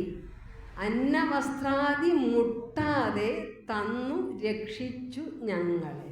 അപ്പോൾ മുട്ടാതെ തരണമെന്നാണ് ഗുരു പറഞ്ഞത്. അല്ലാതെ അവിടെ ഇപ്പം എന്നാ ഒത്തിരി പൂഴ്ത്തി വയ്ക്കുന്ന സ്വഭാവം ഉണ്ടല്ലോ. ചിലർ കിൻഡൽ കണക്കിന് പൂഴ്ത്തി വെച്ചിട്ട് അത് വേറുള്ളവർക്ക് കൊടുക്കാതെ പുഴു വരിച്ചിട്ട് പിന്നെ ഏതെങ്കിലും യുദ്ധാടിസ്ഥാനത്തിലെ വെള്ളപ്പൊക്കം വരുമ്പോൾ അതുകൊണ്ട് കൊടുക്കും. അങ്ങനെയല്ല ചെയ്യാനുള്ള. നമ്മളൊരാൾക്ക് കൊടുക്കുമ്പോൾ നല്ലത് കൊടുക്കണം. അത് ഉപനിഷത്തിലുണ്ട്, കഠോപനിഷത്തിലുണ്ട്. ആരുണി എന്ന് പറഞ്ഞ ആ രാജാവ്, അദ്ദേഹത്തിൻ്റെ മകൻ ശ്വേതകേതു. അപ്പം നല്ലത് കൊടുക്കാൻ അച്ഛൻ പഴയ കറവ് പറ്റിയ പശുക്കളെയൊക്കെ അച്ഛൻ കൊടുത്തു. ആ സമയത്ത് മകൻ ചോദിക്കണം, അച്ഛൻ എന്താ ഈ കറവ് പറ്റിയ പശുക്കളെ, എല്ലാം തൊലിയായ പശുക്കളെയൊക്കെ കൊടുക്കുന്നത്? അപ്പം അത് തിരുത്തി കൊടുത്തു. മകനാണ് അച്ഛനെ തിരുത്തിയത്. അപ്പം എന്നെ അച്ഛൻ ഇങ്ങനെ വിൽക്കുമോ എന്ന് ചോദിച്ചു. അപ്പോൾ കണ്ടോ, അന്നത്തെ പഴയ ഭാരതീയ സംസ്കാര മൂല്യങ്ങൾ അടങ്ങിയതായിരുന്നു. നമ്മുടെ കുട്ടികളെ ഇതൊക്കെ പഠിപ്പിക്കണം. നമ്മളെ വീട്ടിൽ വന്ന ഒരു അതിഥിയായിട്ട് വരുന്നവർക്ക് ഏറ്റവും നല്ല ഭക്ഷണം വേണം നമ്മൾ കൊടുക്കാൻ. നമ്മൾ അഴുക്ക് കഴിച്ചാൽ ഒരു കുഴപ്പമില്ല, അവിടെ ഈശ്വരൻ നമ്മളെ പ്രസാദിക്കും. നമ്മൾ ഏറ്റവും നല്ല ഭക്ഷണം കൊടുക്കണം. അഴുകിയതോ ചീഞ്ഞതോ ഒന്നും കൊടുക്കാൻ ആർക്കും നമ്മൾ കൊടുത്ത് ശീലിക്കരുത്. കുട്ടികളെ പഠിപ്പിക്കാനും നാം പ്രാപ്തരായിരിക്കണം. അതാണ് അന്നവസ്ത്രാദി മുട്ടാതെ. ആരാണ് അന്നവസ്ത്രം തരുന്നത്? നമ്മൾ എല്ലാവരും പറയും കൃഷിക്കാർക്കൊക്കെ അവാർഡ് കൊടുത്തു എല്ലാം ചെയ്തു. കൃഷിക്കാർ വിചാരിച്ചാൽ അന്നം ഉണ്ടാകുമോ? ഇല്ല. അവിടെ ഭഗവത്ഗീതയിൽ ഭഗവാൻ പറയുന്ന അന്നാത് ഭവന്തി ഭൂതാനി പർജന്യാദന്യ സംഭവ. അന്നാത് ഭവന്തി ഭൂതാനി. ഈ പഞ്ചഭൂതങ്ങളും ഉണ്ടായിരുന്നാൽ മാത്രമേ ഒരു കൃഷിക്കാരൻ നെല്ല് ഏത് സമയത്ത് വിത്തെടുക്കണം, അതിന് മഞ്ഞ് കൊള്ളണം, സൂര്യപ്രകാശം കൊള്ളണം, ഇതെല്ലാം ആയിക്കഴിഞ്ഞാലേ നമുക്ക്. അപ്പോൾ പഞ്ചഭൂതങ്ങൾ ആരെങ്കിലും ജലം തരുമോ? ഇല്ലല്ലോ. അത് ഈശ്വരൻ വിചാരിച്ചാലേ ജലം കിട്ടുകയുള്ളൂ. അപ്പം ജലം എങ്ങനെയാണ് കിട്ടുന്നത്? ഗംഗാനദി. അത് ഭഗവാൻ ശിവശതകത്തിൽ ഒരു ശ്ലോകം എഴുതി വെച്ചിട്ടുണ്ട്. ഈ ഗംഗാനദി ഇങ്ങനെ കുത്തി ഒലിച്ചു കഴിഞ്ഞാൽ വെള്ളപ്പൊക്കം വന്ന് നമ്മുടെ ഭാരതഭൂമി നശിക്കും. അതാണ് ഇപ്പം സംഭവിച്ചുകൊണ്ടിരിക്കുന്നത്. പിണിയിനിക്കണിയാതെ ഇനി പണിവിടയ്ക്കൊരു ഭക്തി ഉറയ്ക്കണം എന്നുള്ള ഒരു പ്രാർത്ഥനയുണ്ട്. അവസാനത്തെ 98ാമത്തെ മന്ത്രമാണ്. അപ്പോൾ അത് ഭഗവാന്റെ ജടക്കെട്ടിൽ ഗംഗാദേവിയെ ഒളിപ്പിച്ച് വെച്ചിരിക്കുകയാണ്. എന്നിട്ട് ശകലച്ചേവിധം ജലമാണ് ഇങ്ങനെ ഇട്ടിട്ട് വീഴ്ത്തിക്കൊണ്ടിരിക്കുക. ഭഗീരഥനാണ് അതിൻ്റെ പ്രയത്നം ചെയ്ത് ഗംഗാദേവിയെ തിരിച്ചു. അതിന് അനേകം കഥകളുണ്ട്. അത് പറയാൻ സമയമില്ലാത്തതുകൊണ്ട് പറയുന്നില്ല. അപ്പോൾ ആ ഭഗീരഥൻ്റെ പ്രയത്നം കാരണം ഗംഗയെ ഭൂമിയിലോട്ട് കൊണ്ടുവന്നു. അത് ഭഗവാൻ ജടക്കെട്ടിനകത്ത് ഒളിപ്പിച്ച് വെച്ചിരിക്കുകയാണ്. അതാണ് ശിവശതകത്തിലെ അവസാനത്തെ ശ്ലോകം. ആ ജടക്കെട്ടിൽ ഒളിപ്പിച്ച് വെച്ചിട്ട് കുറേശ്ശെ വീതം ഇങ്ങനെ ഭൂമിയിലോട്ട് ഒഴുക്കിക്കൊണ്ട്, അല്ലെങ്കിൽ ഭൂമി നശിച്ചു പോകും. ഗംഗാനദി ഇപ്പോൾ കണ്ടില്ലേ, എല്ലാം ഗംഗാനദിയൊക്കെ ഒലിച്ച് ഹിമാചൽ പ്രദേശത്തിൽ വെള്ളപ്പൊക്കം ഉണ്ടായി അനേകം വീടുകളൊക്കെ നശിച്ചു. അപ്പോൾ ആ രീതിയിൽ നമുക്ക് അന്നത്തെ എങ്ങനെ ഉണ്ടാക്കാം? അന്നാത് ഭവന്തി ഭൂതാനി പർജന്യ എന്ന് പറഞ്ഞാൽ അവിടെ മഴ വരണം. പർജന്യാത് അന്ന സംഭവ. മഴയില്ലാതെ നമുക്ക് ഒരു കൃഷിയും നടക്കുകയില്ല. വെള്ളപ്പൊക്കം വന്നാലും കൃഷി നശിച്ചു പോവും. അപ്പോൾ ഇതെല്ലാം പ്രകൃതി ദുരന്തങ്ങളാണ്. മനുഷ്യൻ എങ്ങനെയാണ് പ്രകൃതിയെ ചൂഷണം ചെയ്യുന്നത്? അതോടൊപ്പം നമുക്കും നാശം വരും, പ്രകൃതിക്കും നാശം വരും, എല്ലാത്തിനും നാശം സംഭവിക്കും എന്നാണ് ഭഗവത്ഗീതയിൽ ഭഗവാൻ അടിവരയിട്ട് പറയുന്നതാണ്. അപ്പോൾ അതേ രീതിയിലാണ് ഇവിടെ ഗുരു നല്ല വ്യക്തതയോടുകൂടി സാധാരണക്കാർക്ക് മനസ്സിലാകുന്ന രീതിയിൽ അന്നവസ്ത്രാദി മുട്ടാതെ തന്നു രക്ഷിച്ചു ഞങ്ങളെ, ധന്യരാക്കുന്ന നീ. കണ്ടോ, ധന്യരാക്കുന്ന നീ ആരാണ്? ഒന്നു തന്നെ നമുക്ക് തമ്പുരാൻ. കണ്ടോ, ഞങ്ങൾക്ക് തമ്പുരാൻ. തമ്പുരാനാണ് എല്ലാം തന്ന് നമ്മെ വിശേഷിപ്പിക്കുന്നത്. നൊടിയിടയിലാണ് എല്ലാം തരുന്നത്. അതാണ് ദർശനമാലയിൽ ഒരു ശ്ലോകമുണ്ട്, ആസീതഗ്രേയ സദേവേദം ഭുവനം സ്വപ്നവത്പുന സസർജ സർവം സങ്കല്പ മാത്രേണ പരമേശ്വര. കണ്ടോ, മാത്രേണ പരമേശ്വര, നിമിഷ നേരം കൊണ്ടാണ് ഭഗവാൻ ഈ സൃഷ്ടിയെല്ലാം നടത്തിയെന്ന് ദർശനമാലയിൽ ആദ്യത്തെ ശ്ലോകം അധ്യാരോപ ദർശനത്തിൽ പറയുന്നുണ്ട്. കേട്ടോ, ആസീതഗ്രേ അസദേ വേദം ഭുവനം സ്വപ്നവത്, സ്വപ്നത്തെ നമ്മുടെ സ്വപ്നം കണ്ടിട്ട് എണീറ്റ് പോകുന്നവരാണ് ഭഗവാൻ ഇതെല്ലാം പ്രപഞ്ചത്തെ നിമിഷ നേരം കൊണ്ട് സൃഷ്ടിച്ചു കഴിഞ്ഞു. ഉണ്ടോ, എന്ത് നല്ല മനോഹരമായ ദർശനമാല. ഇപ്പം ദർശനമാലയൊക്കെ പഠിക്കണമെങ്കിൽ അമേരിക്കയിൽ ചെല്ലണം. നമ്മുടെ യൂണിവേഴ്സിറ്റി പഠിപ്പിക്കാൻ തയ്യാറാകണം. നമ്മുടെ എല്ലാം നല്ല നല്ല ഇതിൻ്റെ തലപ്പത്തിരിക്കുന്ന ശിശുപാല സാറും എല്ലാം ഇതെല്ലാം നമുക്കെല്ലാം ചെയ്തു തരും. സാവധാന കാലക്രമേണ ചെയ്തു തരും. അപ്പോൾ നമുക്കൊരു യൂണിവേഴ്സിറ്റിയൊക്കെ സ്ഥാപിക്കണം. ദർശനമാലയ്ക്ക് നമ്മുടെ ഗുരുവിൻ്റെ കൃതികളും എല്ലാം പഠിപ്പിക്കാനും നമ്മുടെ കുട്ടികളെയൊക്കെ ഇത് പ്രാപ്തരാക്കാനും ഒക്കെ നിർബന്ധിതരായിരിക്കണം. നമ്മളെ കുട്ടികളെ മൂല്യവത്താക്കിയിരിക്കണം. നമുക്ക് എന്താ വേണ്ടത്? കുട്ടികൾക്ക് ഏറ്റവും വേണ്ടത് ഇപ്പം അന്നവസ്ത്രാദി മുട്ടാതെ തന്നു രക്ഷ. കുട്ടികൾക്ക് ഏറ്റവും വേണ്ട അനുകമ്പയാണ്, അരുളാണ്. ഒരു പീഡയെറുമ്പിനും വരുത്തരുതെന്നുള്ള അനുകമ്പയും സദാ കരുണാകര നൽകുള്ളിൽ നിൻ തിരുമൈ വിട്ടകലാതെ ചിന്തയും. നിൻ്റെയും എൻ്റെയും ഉള്ളിലിരിക്കുന്നത് എന്താണ്? ആ പരമാത്മ ചൈതന്യ, ഈശ്വര ചൈതന്യ. നമുക്കാർക്കെങ്കിലും ഒരു ഉറുമ്പിനെ സൃഷ്ടിക്കാൻ സാധിക്കും? ഇല്ല. ഇപ്പം നമ്മളെ ഒരു ഉറുമ്പിനെ കാണുമ്പോൾ നമ്മളെല്ലാവരും ഇപ്പം കാലിലെൻ്റെ ഞാനിവിടെ പറഞ്ഞുകൊണ്ടിരിക്കുക ഒരു ഉറുമ്പെ കടിച്ചു, എന്താ ചെയ്യുന്നത്? നമ്മളുടനെ അത് ഞാനിത് പഠിച്ചു കഴിഞ്ഞിട്ട് ഞാൻ ഉറുമ്പിനെ കൊല്ലില്ല, ഞാൻ അതിനെ പയ്യെ തോണ്ടും, എന്നിട്ട് അതിനെ എടുത്ത് കളയും. പക്ഷേ ഇത് പഠിച്ചു കഴിഞ്ഞതിന് ശേഷമാണ് എനിക്ക് അങ്ങനെ തോന്നാൻ കാരണം. അതിന് മുമ്പേയൊക്കെ ഞാനും ചെയ്യുമായിരുന്നു, എനിക്കും അറിയില്ലായിരുന്നു, അത്രയും അറിവ് ലഭിച്ചില്ല. ഇപ്പം ഈ ഗുരുവിൻ്റെ കൃതി ആഴത്തിലോട്ട് ചെന്നപ്പോഴാണ് ഒരു പീഡ എറുമ്പിനും വരുത്തരുതെന്നുള്ള അനുകമ്പയും സദാ കരുണാകര നൽകുള്ളിൽ നിൻ തിരുമൈ വിട്ടകലാതെ ചിന്തയും. നിൻ്റെ തിരുമയിലുള്ള തന്നെ എൻ്റെ ശരീരത്തിൽ കുടികൊള്ളുന്ന ചൈതന്യം. അപ്പം ആ ചൈതന്യത്തെ നാം നശിപ്പിക്കാൻ, അതിനെ നമ്മൾ ഒരു ജീവിയെ ഉപദ്രവിക്കരുത്. അതുകൊണ്ടല്ലേ ഗുരു മരുത്വാമലയിൽ തപസ് ചെയ്തപ്പോൾ ആരാ അടുത്ത് വന്നിരുന്ന? പുലിയും പാമ്പും. കേട്ടോ, ഗുരു അടുത്തിരുന്നു. അപ്പോൾ ഗുരു ഇതിങ്ങനെ തഴുകുകയാണ്. കണ്ടോ, അപ്പം ആരാണോ അരിവുള്ള അനുകമ്പയുള്ള ഹൃദയമുള്ളതിനെ ഒരു ക്ഷുദ്രജീവിയും ഉപദ്രവിക്കുകയില്ല. എനിക്കങ്ങനെ ഒരു സംഭവം ഉണ്ടായിട്ട്, ഞാൻ ഉറക്കത്തിലൊരു ചെലന്തി വന്ന് അടുത്ത് നിന്നു. ഞാനതിനൊന്നും ചെയ്തില്ല, അതിനെ ഓടിച്ചു. രണ്ടാമത്തെ ദിവസവും വന്ന ആ ചെലന്തി തന്നെ ഞാൻ ഓടിച്ച്. അപ്പം അതിനെ ഒന്നും ചെയ്തില്ല, പക്ഷെ അതെന്നെ കടിച്ചില്ല. പക്ഷേ ആരാണെങ്കിലും അത് കടിച്ചിരിക്കും. പക്ഷെ അങ്ങനെ നമ്മൾ ആ രീതിയിൽ നമ്മുടെ കുട്ടികളെ പഠിപ്പിക്കണം. അപ്പം ആ പഠിക്കുന്നതിൽ കൂടി നമ്മൾ കുട്ടികൾക്ക് മൂല്യങ്ങൾ കൂടി നിറച്ചു വയ്ക്കുകയായിരുന്നു. ആ മൂല്യവത്തായ സംസ്കാരം നാം കുട്ടികളിൽ ഉണ്ടാക്കുമ്പോഴാണ്. ഞാനിതൊക്കെ പറഞ്ഞിട്ട് ഒരു പ്രയോജനമില്ല, തതക്കിം തതക്കിം തതക്കിം തതക്കിം എന്നേ വരൂ. അപ്പോൾ അതുകൊണ്ട് ഒരു പ്രയോജനമില്ല. ശങ്കരാചാര്യസ്വാമിയോട് പറഞ്ഞ നമുക്ക് നമ്മുടെ ഈ ഹൃദയത്തിൽ തട്ടണം. ഹൃദയത്തിൽ തട്ടി നമ്മൾ പ്രാർത്ഥിക്കുമ്പോഴാണ് ഒന്നൊന്നായി എണ്ണി എണ്ണി തൊട്ടെണ്ണം പൊരുൾ ഒടുങ്ങിയാൽ നിന്നിടും ദൃക്ക് പോലുള്ള നിന്നിൽ അസ്പന്ദമാകണം. അപ്പം ഇവിടെ നമ്മൾ വേറുള്ളവരുടെ ധനത്തെ ആഗ്രഹിക്കുന്നൊരു ചിന്തയും കൂടി ഇവിടെയുണ്ട്. അന്നവസ്ത്രാദി മുട്ടാതെ നമ്മളിലുള്ള വേറൊരുക്കും കൂടി പരോപകാരമായിരിക്കണം, കൂടുതൽ പരോപകാരിയായിരിക്കണം. അതാണ് ഈശാവാസ്യ ഉപനിഷത്തിലൊരു മന്ത്രമുണ്ട്, ഈശൻ ജഗത്തിലെല്ലാം ആവസിക്കുന്നത് കൊണ്ടു നീ ചരിക്കമുക്തനായി ആശിക്കരുതാരുടെയും ധനം എന്ന് ഗുരു അടിവരയിട്ട് പറയുന്നുണ്ട്. അപ്പം ആശിക്കരുതാരുടെയും ധനം, അതിലാണ് ഇവിടെ വരുന്ന അന്നവസ്ത്രാദി മുട്ടാതെ തന്നു രക്ഷിച്ചു ഞങ്ങളെ ധന്യരാക്കുന്ന നീ ഒന്ന് തന്നെ ഞങ്ങൾക്ക് തമ്പുരാൻ. അപ്പോൾ കണ്ടോ, ആ അടുത്തിലുള്ള ഗുരുവിൻ്റെ എന്താ മഹത്തായ ഒരു കൃതിയാണ് ഇത്. പഠിച്ചാൽ നമുക്ക് വേറെ കൃതികളിലോട്ട് കടക്കണം.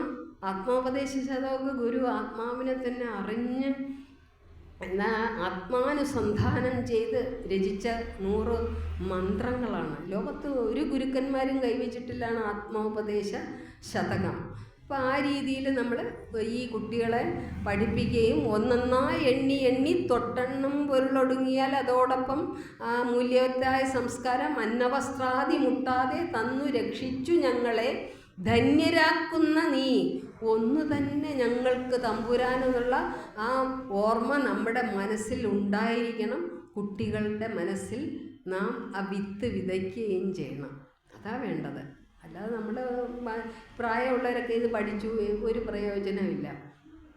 പിന്നെ അടുത്ത മന്ത്രം, ആഴിയും തിരയും കാറ്റും ആഴവും പോലെ ഞങ്ങളും മായയും നിൻ മഹിമയും നീയും എന്നുള്ളിലാകണമെന്ന് നീയും എന്ന് ഉള്ളിൽ ആകണം. നമ്മുടെ ഉള്ളിൽ ഇത് തട്ടണം. നീയും എന്ന് ഉള്ളിൽ, നീ മിക്കവാറും എന്നുള്ളിലാകണമെന്ന് പറയും. പിന്നെ ചില മഹാത്മാക്കളൊക്കെ പറയുന്നുണ്ട് നീയും എന്നുള്ളിലാകണമെന്നുണ്ട്. അത് നമ്മുടെ ഉള്ളിൽ ഇങ്ങനെ ഇരിക്കണമെന്ന് ചില വ്യാഖ്യാനം പറയുന്നവർ അതിനെ അനുകൂലിക്കുന്നവരുണ്ട്. പക്ഷേ എന്ന ഉള്ളിലായിരിക്കണം എന്നുള്ള അത് പദം പിരിച്ച് പറയുമ്പോൾ നമ്മൾ കൂട്ടിച്ചേർത്തത് മനസ്സിൽ തട്ടി പ്രാർത്ഥിക്കണം. ആഴിയും തിരയും കാറ്റും ആഴവും പോലെ ഞങ്ങളും മായയും നിൻ മഹിമയും നീയും എന്ന് ഉള്ളിലാകണം. അപ്പം ഇതെല്ലാം നീയാണ്. ഇപ്പോഴാണ് ആഴി എന്നാൽ നമ്മൾ കടൽ. ആ കടലിനെ നമുക്ക് അളക്കാൻ സാധിക്കാൻ പറ്റുമോ? ഇല്ല. ആഴിയും തിരയെന്ന് പറഞ്ഞാൽ അവിടെ ചെറിയ തിരയുണ്ട്, വലിയ തിരയുണ്ട്. അപ്പോൾ ആ വലിയ തിര വരുമ്പോൾ വലിയ തിരമാല, വലിയ കാറ്റടിക്കുമ്പോൾ വലിയ തിരമാല വരും, ചെറിയ കാറ്റടിക്കുമ്പോൾ ചെറിയ തിരമാല വരും. അപ്പോൾ അതേ രീതിയിലാണ് നമ്മുടെ ജീവിതവും. ഇത് മനസ്സിലാക്കിയിരിക്കാനാണ് നമ്മൾ ഭാഗവത്തിനകത്തുണ്ട്, കരളിൽ വിവേകം കൂടാതെ കണ്ടരനിമിഷം ബതക്കളയരുതാരും മരണം വരുമിനി എന്ന് നിനച്ചിഹ മരുക സതതം നാരായണ ജയ ഉള്ള മന്ത്രം ഭാഗവത കീർത്തനത്തിലാണ്. അതോടൊപ്പം ഗുരു ആത്മോപദേശ ശതകത്തിലൊരു നല്ലൊരു മനോഹരമായ മന്ത്രമുണ്ട്. കടലിലെഴും തിര പോലെ കായം ഓരോന്നുടനുടനേറി ഉയർന്ന് അമർന്നിടുന്നു മുടിവിതിനെങ്ങിത് ഹന്ത മൂലസംവിത്. കടലിലെ അശ്രവമുള്ള കർമ്മം അത്രേ. കണ്ടോ അവിടെ ആഴിയും തിരയും. ഒരു തിരമാല, ചെറിയ തിരമാല വന്ന് കടലിലോട്ട് പിന്നിലേക്കും, വലിയ തിരമാല വരും അത് പിന്നിലോട്ട്. ആ രീതിയിലുള്ളതാണ് നമ്മുടെ ജീവിതവും എന്ന് ഗുരു ഈ ശ്ലോകത്തിൽ കൂടി നമുക്ക് പറഞ്ഞു തരികയാണ്. അതേ രീതിയിൽ ശിവശതകത്തിലും ഒരു ശ്ലോകമുണ്ട്, നല്ല മനോഹരമായ മന്ത്രം. ചെറുമയിർ തോലു പൊതിഞ്ഞു ചത്തുപോവാൻ ചരിചുഴന്നു പറന്നിടുന്ന വണ്ണം തിരിമതിങ്ങി വരാതെ തീടേണം എന്നുള്ളൊരു മന്ത്രം ശിവശതകത്തിലുണ്ട്. എന്നാൽ നമ്മുടെ ശരീരത്തിൽ ചെറിയ ചെറിയ രോമങ്ങളുണ്ട്. അതേ രീതിയിൽ പ്രപഞ്ചത്തിലൊരു വൃക്ഷത്തിൻ്റെ ചുവട്ടിൽ ചെറിയ ചെറിയ ഉണങ്ങിയ കരിയിലകളൊക്കെ വരും. അപ്പോൾ വലിയൊരു കാറ്റ് വരുമ്പോൾ, ചുഴലിക്കാറ്റ് എന്തെങ്കിലും വരുമ്പോൾ അത് പറന്ന് മുകളിലോട്ട് പോകും. എന്നിട്ട് തിരിച്ച് ആ കാറ്റ് തീരുമ്പം തിരിച്ച് താഴോട്ട് തന്നെ ഭൂമിയിലോട്ട് വീഴും. അതേ രീതിയിലേ നമ്മുടെ ജീവിതവും. അതാണ് നമ്മൾ ആരും ഇത് മനസ്സിലാക്കുന്നത്. നമ്മളെല്ലാം വെട്ടിപ്പിടിക്കാനും മറ്റുള്ളവരെ ചൂഷണം ചെയ്യാനുമാണ് നമ്മൾ ശ്രമിക്കുന്നത്. നമ്മൾ ഓരോരുത്തരും നമ്മളതിന് പ്രാപ്തരായിരിക്കണം എന്നുള്ള ആ മഹത്തായ വാക്യങ്ങളാണ് ഗുരു നമ്മെ ബോധിപ്പിക്കുന്നത്. ഇത് വേദാന്ത സാരമാണ്. വേദാന്തം ദൈവദശം വേദാന്ത ഋഗ്വേദവും എല്ലാ വേദങ്ങളും കടഞ്ഞെടുത്ത ഒരു മന്ത്രസാരണമാണിത്. അതാണ് ദൈവ ഉപനിഷത്ത് എന്ന 10 മന്ത്രങ്ങൾ. അപ്പം ആഴിയും തിരയും കാറ്റും എങ്ങനെയാണോ നമ്മൾ ആ നിമിഷ നേരത്തിലുള്ള നമ്മുടെ ജീവിത കാലഘട്ടത്തിൽ ജ്ഞാനം നേടിയെടുത്ത് നമ്മൾ മുമുക്ഷത്തെ പ്രാപ്തിക്കണം എന്നാണ് ആ ശിവശതകത്തിലെ ശ്ലോകം പറയുന്നത്. ചെറുമയിൽ തോലു പൊതിഞ്ഞു ചത്തുപോവാൻ വരവുമെടുത്തു വരത്തു വായുവിനെ ചരുകു ചുഴന്ന് തിരിഞ്ഞിടുന്ന വണ്ണം തിരിയുമതിങ്ങി വരാതെ തീയിടേണം എന്നുള്ള നമ്മളെ ജ്ഞാനമാകുന്ന ആ സത്യത്തെ നാം അറിവിനെ നേടിയെടുത്ത് പരമാത്മസ്വരൂപത്തിൽ ലയിക്കണമെന്നാണ് ആ നല്ല മനോഹരമായ മന്ത്രമാണ് ശിവശതകത്തിലെ 33ാമത്തെ മന്ത്രമാണെന്നാണ് തോന്നുന്നത്. അപ്പോൾ അത് നമ്മൾ പഠിച്ച് നമ്മൾ അറിഞ്ഞിരിക്കണം. ഈ വ്യക്തത ഗുരുവിൻ്റെ ഓരോ കൃതികളും എടുക്കുമ്പോൾ ഓരോ വാക്കിലും കൊണ്ട് അവിടെ അറിവെന്നുള്ള കാര്യം സൂചിപ്പിക്കുന്നത്. അപ്പം ജ്ഞാനമാകുന്ന അഗ്നിയെ നാം ജ്വലിപ്പിക്കണം. അതിനാണ് നേരത്തെ പറഞ്ഞ ശമന്തമം ഇതൊക്കെ പറഞ്ഞ് ഉപരതി തിദീക്ഷ അതെല്ലാം പിന്നെ അവസാനം ശാന്തിയിലോട്ട് ആഴണം വാഴണം നിത്യത്തിലോട്ട് വരുന്നത്. അപ്പം അഴിയും തിരയും കാറ്റും ആഴവും പോലെ ഞങ്ങളും മായയും നിൻ മഹിമയും നീയും എന്നുള്ളിലാകണം. ഇനി അടുത്തത് നീയല്ലോ സൃഷ്ടിയും സൃഷ്ടാവായതും സൃഷ്ടിജാലവും നീയല്ലോ ദൈവമേ സൃഷ്ടിക്കുള്ള സാമഗ്രിയായതും. നീയല്ലോ സൃഷ്ടിയും, അവിടെ ചിലർ സൃഷ്ടാവായെന്ന് പറയാം, തെറ്റാണ്. നീയല്ലോ സൃഷ്ടിയും സ്രഷ്ടാവായതും സൃഷ്ടിജാലവും നീയല്ലോ ദൈവമേ സൃഷ്ടിക്കുള്ള സാമഗ്രിയായതും. അതാണ് പിണ്ടതന്തിയിലെ ആദ്യത്തെ ശ്ലോകം. നമുക്ക് നോക്കാം. അത് ഗർഭത്തിൽ വെച്ചു ഭഗവാൻ അടിയന്റെ പിണ്ടം എപ്പേരും അൻപടു വളർത്തത് പാലുവല്ലി കൽപ്പിച്ച പോലെ വരുമെന്നു നനച്ച് കണ്ടിട്ട് അർപ്പിച്ചിടുന്ന അടിയനൊക്കെയും അങ്ങ് ശംഭോ. ഉണ്ടോ? എന്ത് നല്ല വ്യക്തതയോടുകൂടിയാണ് പറഞ്ഞു തരുന്നത്. ആരാ നമ്മളെ വളർത്തി പോറ്റി എല്ലാം? നീയല്ലോ സൃഷ്ടിയും സ്രഷ്ടാവായതും സൃഷ്ടിജാലവും നീയല്ലോ ദൈവമേ സൃഷ്ടിക്കുള്ള സാമഗ്രിയായതും. എല്ലാത്തിൻ്റെയും സാമഗ്രി. അത് നേരത്തെ ഒരു ശ്ലോകം പറഞ്ഞല്ലോ, മണ്ണും ജലം എങ്ങനെ നമ്മുടെ മൂക്ക് ഇവിടെ വരണം, കണ്ണിന് എന്ന് വേണം, ഏതൊക്കെ രീതിയിൽ വേണം, ഏതൊക്കെ ചെവി വേണം, ഇതെല്ലാം നമ്മുടെ വാസന അനുസരിച്ചാണ്.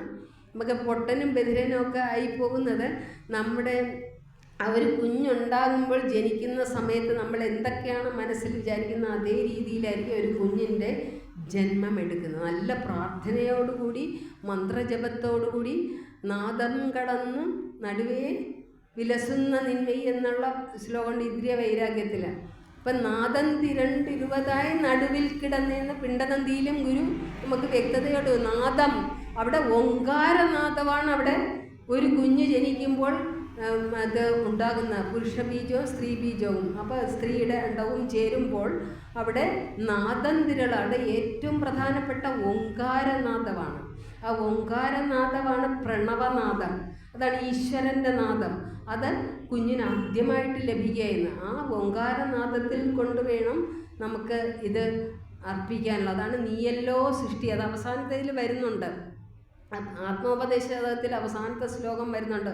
അതും ഇതുമില്ല സദർത്ഥം അല്ലഹം സച്ചിതം അമൃതമെന്ന് തെളിഞ്ഞു ധീരനായി സദസദതി പ്രതിപത്തി സത്യേറ്റവും ഇതി മൃദുവായി അമർന്നിടണം. ആ ഓങ്കാരനാദത്തിൽ നിന്നും ഉണ്ടായി ഓങ്കാരനാദത്തിൽ തന്നെ ലയിക്കണം.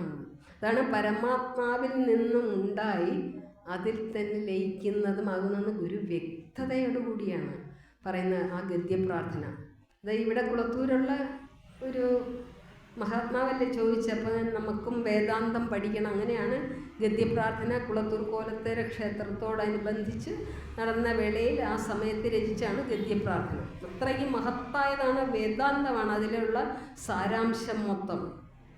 ഇനി അടുത്ത നീയല്ലോ, ഞാൻ എളുപ്പം തീർക്കുക.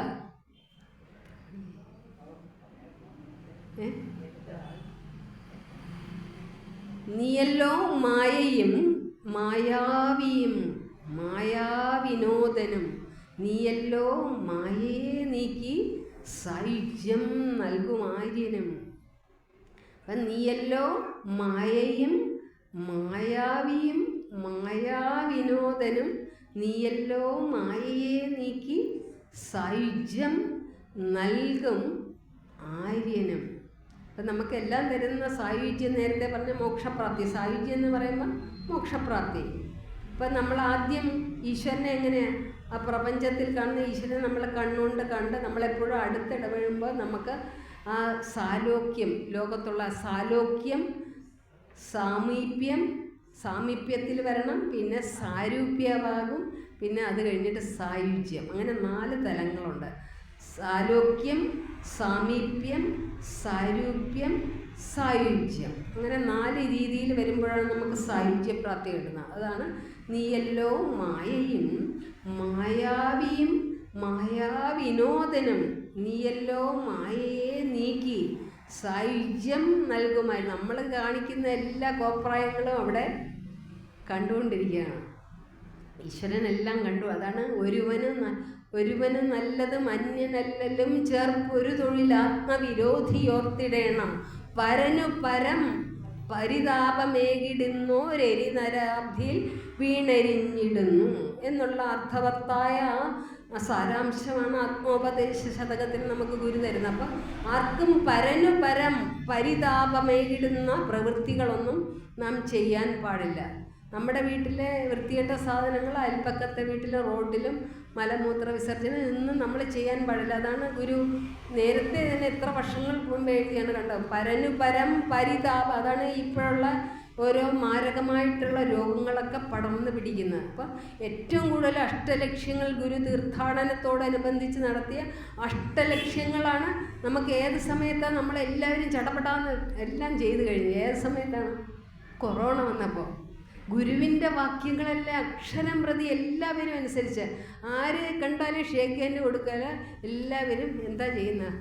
വിദേശ രാജ്യങ്ങളിലുള്ള ചക്രവർത്തിമാരും മഹാത്മാക്കളും പ്രധാനമന്ത്രിമാരും അവിടെ ചെന്ന് ഷേക്ക് ഹാൻഡ് കൊടുത്തുകൊണ്ടിരുന്നവരെല്ലാവരും ഈ നമസ്തേ ആചരിച്ചു കേട്ടോ. പിന്നെ വെളിയിൽ പോയ എല്ലാവരും ചടപടാന്ന് കുളിക്കും, വസ്ത്രങ്ങളും മാറ്റി. അതെല്ലാം ഇപ്പം നിന്ന് പോയി. ഇപ്പം രണ്ടാമത് വരുന്നുണ്ട്. അപ്പം നമ്മുടെ ഗുരു നമുക്ക് തന്ന ആ അഷ്ടലക്ഷ്യങ്ങളിൽ ഏറ്റവും പ്രധാനപ്പെട്ടത് ആദ്യത്തെ കഴിഞ്ഞാൽ വിദ്യാഭ്യാസം കഴിഞ്ഞാൽ രണ്ടാമത്തത് ശുചിത്വത്തിനാണ്. അത് കഴിഞ്ഞാലാണ് മൂന്നാമത് ഈശ്വരഭക്തി. അപ്പോൾ ശുചിത്വം എവിടെയുണ്ടോ അവിടെ ഈശ്വരഭക്തി താനേ വരുമെന്നാണ് ഗുരു പറഞ്ഞിട്ടുള്ളത്. അപ്പോൾ എങ്ങനെയാണ് ശുചിത്വം നമ്മൾ പാലിക്കേണ്ടത്? സ്ത്രീകൾ അടുക്കളയിൽ നിന്നും ശുചിത്വം തുടങ്ങണം. അതാണ് നാം പാലിക്കേണ്ടത്. ആ ശുചിത്വം ശിവഗിരിയിൽ ഗുരു സശരീരനായിരുന്നപ്പോൾ എന്താ ഗുരു ചെയ്ത? ഗുരു രാവിലെ എല്ലായിടത്തും ഒന്ന് വീക്ഷിക്കും. രാവിലെ ഗുരുവിന് എല്ലാം അറിയാം. അപ്പോൾ ആ എല്ലാം അറിയുന്ന തമ്പുരാനല്ലേ. അപ്പോൾ ആ 3-4 മണി സമയത്ത് ഗുരു പരിസരമൊക്കെ നോക്കി ഗുരുവിൻ്റെ പ്രഭാത കൃത്യങ്ങളൊക്കെ ചെയ്തതിന് ശേഷം അടുക്കളയിലെല്ലാം പോയി അവിടെയുള്ള അന്തേവാസികളെല്ലാം കുളിച്ചിരിക്കണം, നിർബന്ധമാണ്. അത് കഴിഞ്ഞ് ഇത് വൃത്തിയാക്കിയതിന് ശേഷം പാത്രങ്ങളെല്ലാം കഴിഞ്ഞ് ഒന്നുകൂടി കുളിക്കണം. അത് കഴിഞ്ഞ് പാചകം ചെയ്ത് കഴിഞ്ഞ് ഒന്നുകൂടി കുളിക്കണം. എന്നാലേ ഗുരു അവിടെ ഭക്ഷണം കഴിക്കത്തുള്ളൂ. അല്ലാതെ ഗുരു അവിടെ ഗുരുവിനെല്ലാം അറിയാം, എല്ലാം അറിയുന്ന തമ്പുരാനാണ്.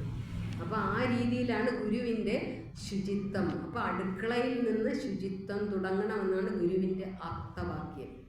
അപ്പോൾ അഷ്ടലക്ഷ്യങ്ങളിലൊന്നാണ്. ഇപ്പോൾ ഗുരുവിന് വേറെ അനേകം പ്രത്യേകതകളുണ്ട്.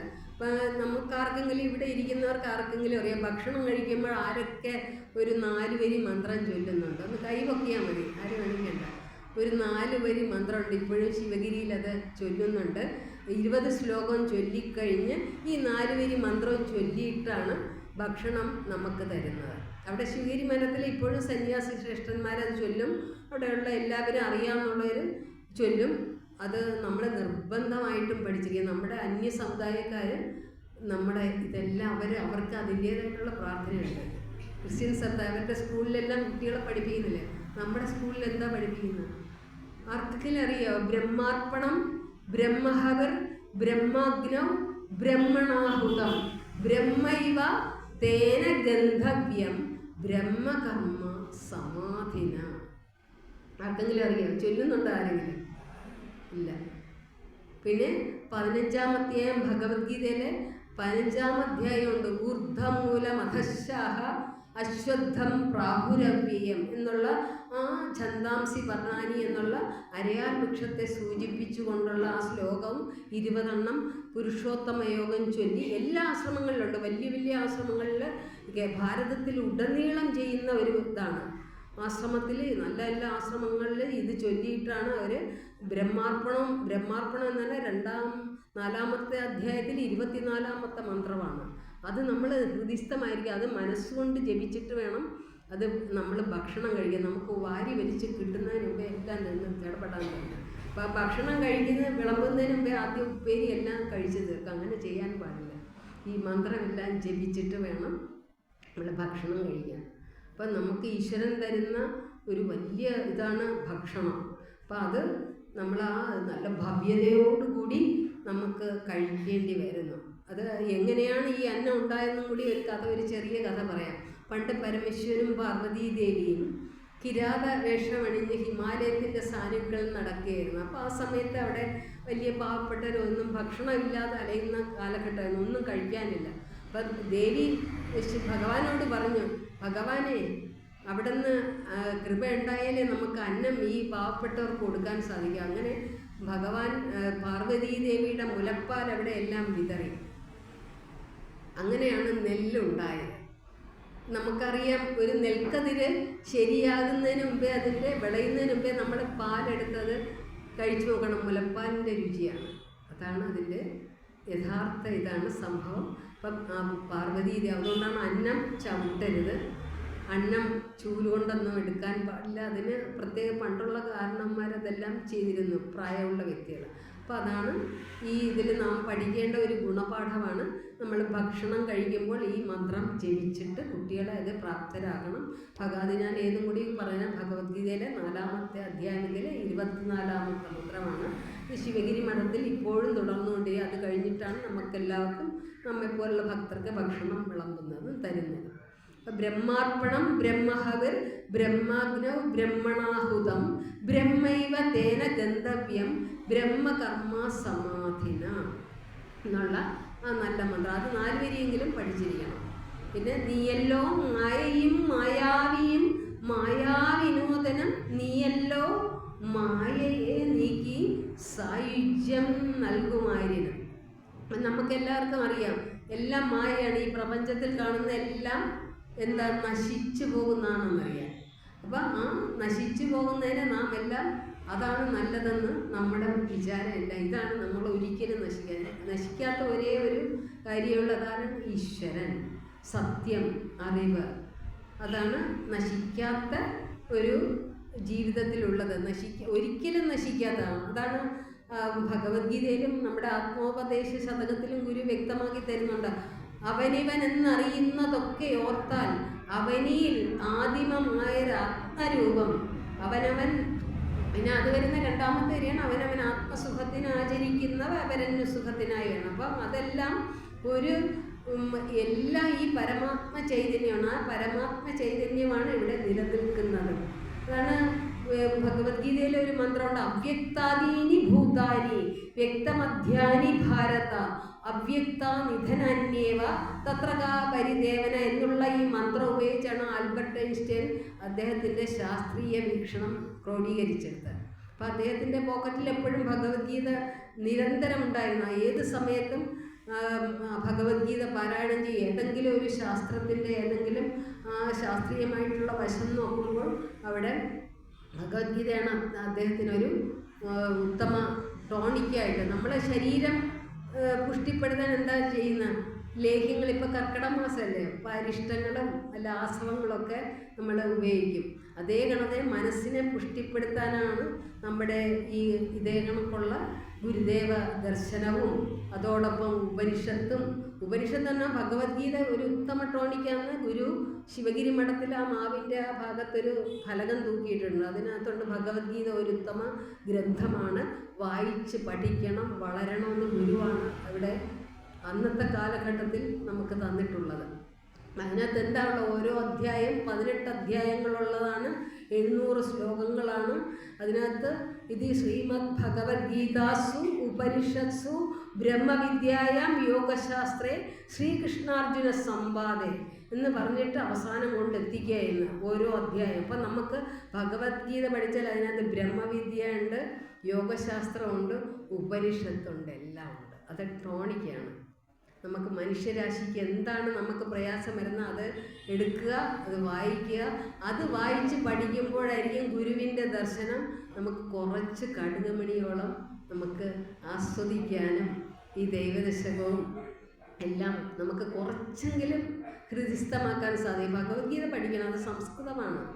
ഭഗവത്ഗീത ശ്ലോകങ്ങൾ 700 എണ്ണമാണുള്ളത്. അപ്പോൾ ആ 700 മന്ത്രങ്ങളും നമ്മൾ ഉരുവിടണം. ഓരോ അധ്യായത്തിലും ഭഗവാൻ പറഞ്ഞിരിക്കുന്ന ഓരോ വാക്കുണ്ട്. എങ്ങനെ ഭക്ഷണം പാചകം ചെയ്യണം, എങ്ങനെ ഭക്ഷണം പാചകം, എത്ര സമയം കഴിഞ്ഞ് ഭക്ഷണം കഴിക്കണം, എത്ര യാമം, അങ്ങനെയൊക്കെ പല രീതിയിൽ ആയുർവേദ പണ്ഡിതന്മാരങ്ങനെയാണ് പണ്ടുകാലത്ത് ആയുർവേദ ശാസ്ത്രമൊക്കെ നമുക്ക് തന്നിട്ടുള്ളത്, ചരകനും സുശ്രുതനൊക്കെ. അപ്പോൾ അതിനകത്ത് 3 യാമം, 3 മണിക്കൂർ കഴിഞ്ഞാൽ ഭക്ഷണം പിന്നെ വിഷമാണ്. നമ്മൾ രാവിലെ വെച്ച ഭക്ഷണം വൈകിട്ട് അത് തന്നെ ചൂടാക്കി കഴിക്കും, ഫ്രിഡ്ജിനകത്ത് വയ്ക്കും. ഇതൊക്കെ വളരെ ക്യാൻസർ പോലുള്ള മാരക രോഗങ്ങൾ ഉണ്ടാക്കാനുള്ള ഏറ്റവും നല്ല രീതിയാണ് നാം ഇപ്പോൾ അവലംബിച്ചിരിക്കുന്നത്. വിദേശീയർ എന്താ ചെയ്യുന്നത്? അവർ നല്ല പഴങ്ങളും പച്ചക്കറികളൊക്കെയാണ് അവർ സ്വാദിഷ്ടമായ ഭക്ഷണങ്ങളും, അതോടൊപ്പം നമ്മുടെ എല്ലാ കാര്യങ്ങളും അവരാണ് എടുത്തിരിക്കുന്നത്. യോഗ ചെയ്യും, സൂര്യ നമസ്കാരം എല്ലാം അവരാണ് കൃത്യമായിട്ട് ചെയ്യും. സിംഗപ്പൂരിലുള്ള മലേഷ്യൻ സ്ത്രീകൾ, അവിടെയുള്ള മുസ്ലിം സ്ത്രീകൾ 4 മണിക്ക് എണീറ്റ് ഗായത്രി മന്ത്രം ജപിക്കുന്നവരുണ്ട്. നമ്മൾ അറിയണ്ട, അവിടുത്തെ എയർപോർട്ടിന് പേരിട്ടേക്കുന്ന ഗരുഡ കേട്ടോ. ഇങ്ങനെയൊക്കെ നമ്മുടെ സംസ്കാരത്തെ കുളിച്ച് കളയുക എന്താണെന്ന് നമുക്കറിയില്ല. നമുക്ക് ഇനി അത് പുതിയ ഒരു കുട്ടികളാണ് നമ്മുടെ ഏറ്റവും രാജ്യത്തിൻ്റെ തന്നെ ഏറ്റവും പ്രധാനപ്പെട്ട ഘടകം. അപ്പോൾ കുട്ടികളെ നമ്മളെ സംസ്കാരത്തായിട്ട് നമ്മുടെ മൂല്യങ്ങൾ ഉണ്ടാക്കി പഠിപ്പിച്ച് മൂല്യവത്താക്കുക നമ്മുടെ മാതാപിതാക്കളെ ഏറ്റവും വലിയ ഘടകം. അതാണ് നേരത്തെ പറഞ്ഞ മഹാത്മാഗാന്ധി, നമ്മുടെ രാഷ്ട്രപിതാവ്. എല്ലാവർക്കും അറിയാവുന്ന രാഷ്ട്രപിതാവ് മഹാത്മാഗാന്ധി ആയത് എപ്പോഴാണ്? അവസാന നിമിഷമാണ്. ആദ്യത്തെ പേര് മോഹൻദാസ് കരംചന്ദ് ഗാന്ധി. അപ്പോൾ രാഷ്ട്രപിതാവായി. അപ്പം നമ്മുടെ മാതാവാണ് അതിൻ്റെ ഏറ്റവും ഒരു ഉത്തമ ഉദാഹരണം. മാതാവാണ് എല്ലാത്തിനും മാതാവും അതോടൊപ്പം പിതാവും. അതാണ് ഗുരു മഹാകവി കുമാരനാശാൻ എഴുതിയിട്ടുണ്ട്. മാതാവെ ഇപ്പോൾ ഗുരു ആരായിട്ട് ഇരിക്കുന്ന? മാതാവെപ്പോൽ കരുണയായിട്ട്, അതേപോലെ പിതാവായിട്ട് ക്ഷേമചിന്തയും, ഭ്രാതാവെപ്പോലെ സാഹോദര്യത്തോടും കൂടിയാണ് ഗുരു എല്ലാ പേരോടും പെരുമാറിയിരുന്നത്. ആ കാര്യം നമ്മൾ അറിഞ്ഞിരിക്കേണ്ടതാണ്. അപ്പോൾ അതിന് നാം പ്രാപ്തരായി കഴിച്ചാൽ മാത്രമേ ഈ ദൈവദശം പോലുള്ള നല്ല മഹത്തായ വേദാന്ത കൃതി പഠിച്ചാലും അത് ആഴത്തിൽ പഠിക്കാനും നമ്മുടെ ജീവിതത്തിൽ ഉൾക്കൊള്ളാനും നമുക്ക് സാധിക്കുകയുള്ളൂ. ഇനി അടുത്ത മന്ത്രം, നീയല്ലോ മായയും മായാവിയും മായാവിനോദനും നീയല്ലോ മായയെ നീക്കി. അപ്പം മായയെ നീക്കണമെങ്കിൽ നമ്മൾ ഈശ്വരനെ പ്രാപിക്കണം, ആ സത്യത്തെ അറിയണം. ഈശ്വരനെ നിരന്തരം നാം ധ്യാനിക്കുകയും, ധ്യാനധ്യേയ പാരസ്പര്യം ആദ്യം പറഞ്ഞു, ശരണാഗതി, അർത്ഥന, ധ്യാനധ്യേയ പാരസ്പര്യം, പിന്നെ അവസാനം കൊണ്ടെത്തിക്കുന്നത് ശാന്തിയിലോട്ടാണ് കൊണ്ടെത്തിക്കുന്നത്. അപ്പോൾ ആ രീതിയിൽ വേണം നമ്മുടെ ദൈവദർശനം ചൊല്ലുമ്പോൾ നമ്മുടെ ഹൃദയത്തിൽ അത് ലയിക്കണം. ഹൃദയത്തിൽ സ്പർശിച്ച് വേണം നമ്മൾ ശരിയായിട്ടുള്ള പ്രാർത്ഥന അർത്ഥിക്കാനുള്ള. അടുത്ത മന്ത്രം, നീ സത്യം ജ്ഞാനം ആനന്ദം, നീ തന്നെ വർത്തമാനവും ഭൂതവും ഭാവിയും, വേറല്ല ഓതും മൊഴിയും ഓർക്കൽ നീ. ഉണ്ടോ? നീ സത്യം ജ്ഞാനം ആനന്ദം, നീ തന്നെ വർത്തമാനവും ഭൂതവും ഭാവിയും, വേറല്ല ഓതും മൊഴിയും ഓർക്കൽ നീ. അപ്പോൾ ഇതിനകത്ത് പ്രധാനപ്പെട്ട ഒരു ആശയമുള്ളത്, നീ സത്യം ജ്ഞാനം ആനന്ദം, നീയാണ് സത്യവും ജ്ഞാനവും ആനന്ദവും. അപ്പം ഇത് എല്ലാം കൂടി കലർന്നാണ് നമ്മുടെ ശരീരത്തിൽ കുടികൊള്ളുന്ന 5 കോശങ്ങളുണ്ട്. പഞ്ചകോശാന്തരസ്ഥിത എന്ന് ലളിതാ സഹസ്രനാമം പറയുന്നുണ്ട്. അപ്പോൾ ലളിതാ സഹസ്രനാമയുടെ ഗുരുവിടുന്നല്ലേ. അപ്പോൾ അതിനകത്തുണ്ട് അന്നമയ പ്രാണമയ കോശം, അന്നമയ കോശം, മനോമയ കോശം, വിജ്ഞാനമയ കോശം, ആനന്ദമയ കോശം. ഈ 5 കോശങ്ങളെ കൊണ്ടാണ് നമ്മുടെ ശരീരം നിർമ്മിച്ചിരിക്കുന്നത്. അപ്പം നമ്മുടെ ശരീരത്തിൽ നമ്മൾ ഭക്ഷണം കഴിക്കുമ്പോൾ ഒരു അഗ്നിയുണ്ട്, ജഠരാഗ്നി. അപ്പം ആ ജഠരാഗ്നിയാണ് നമ്മളെ തപിപ്പിക്കുന്നത്. അപ്പം ആ ഭക്ഷണം കഴിക്കുമ്പോൾ അതേപടി അങ്ങ് കിടക്കുകയില്ല. അപ്പം ആ അഗ്നിയാണ് നമ്മുടെ ശരീരത്തിൽ തപിപ്പിക്കുന്നതും.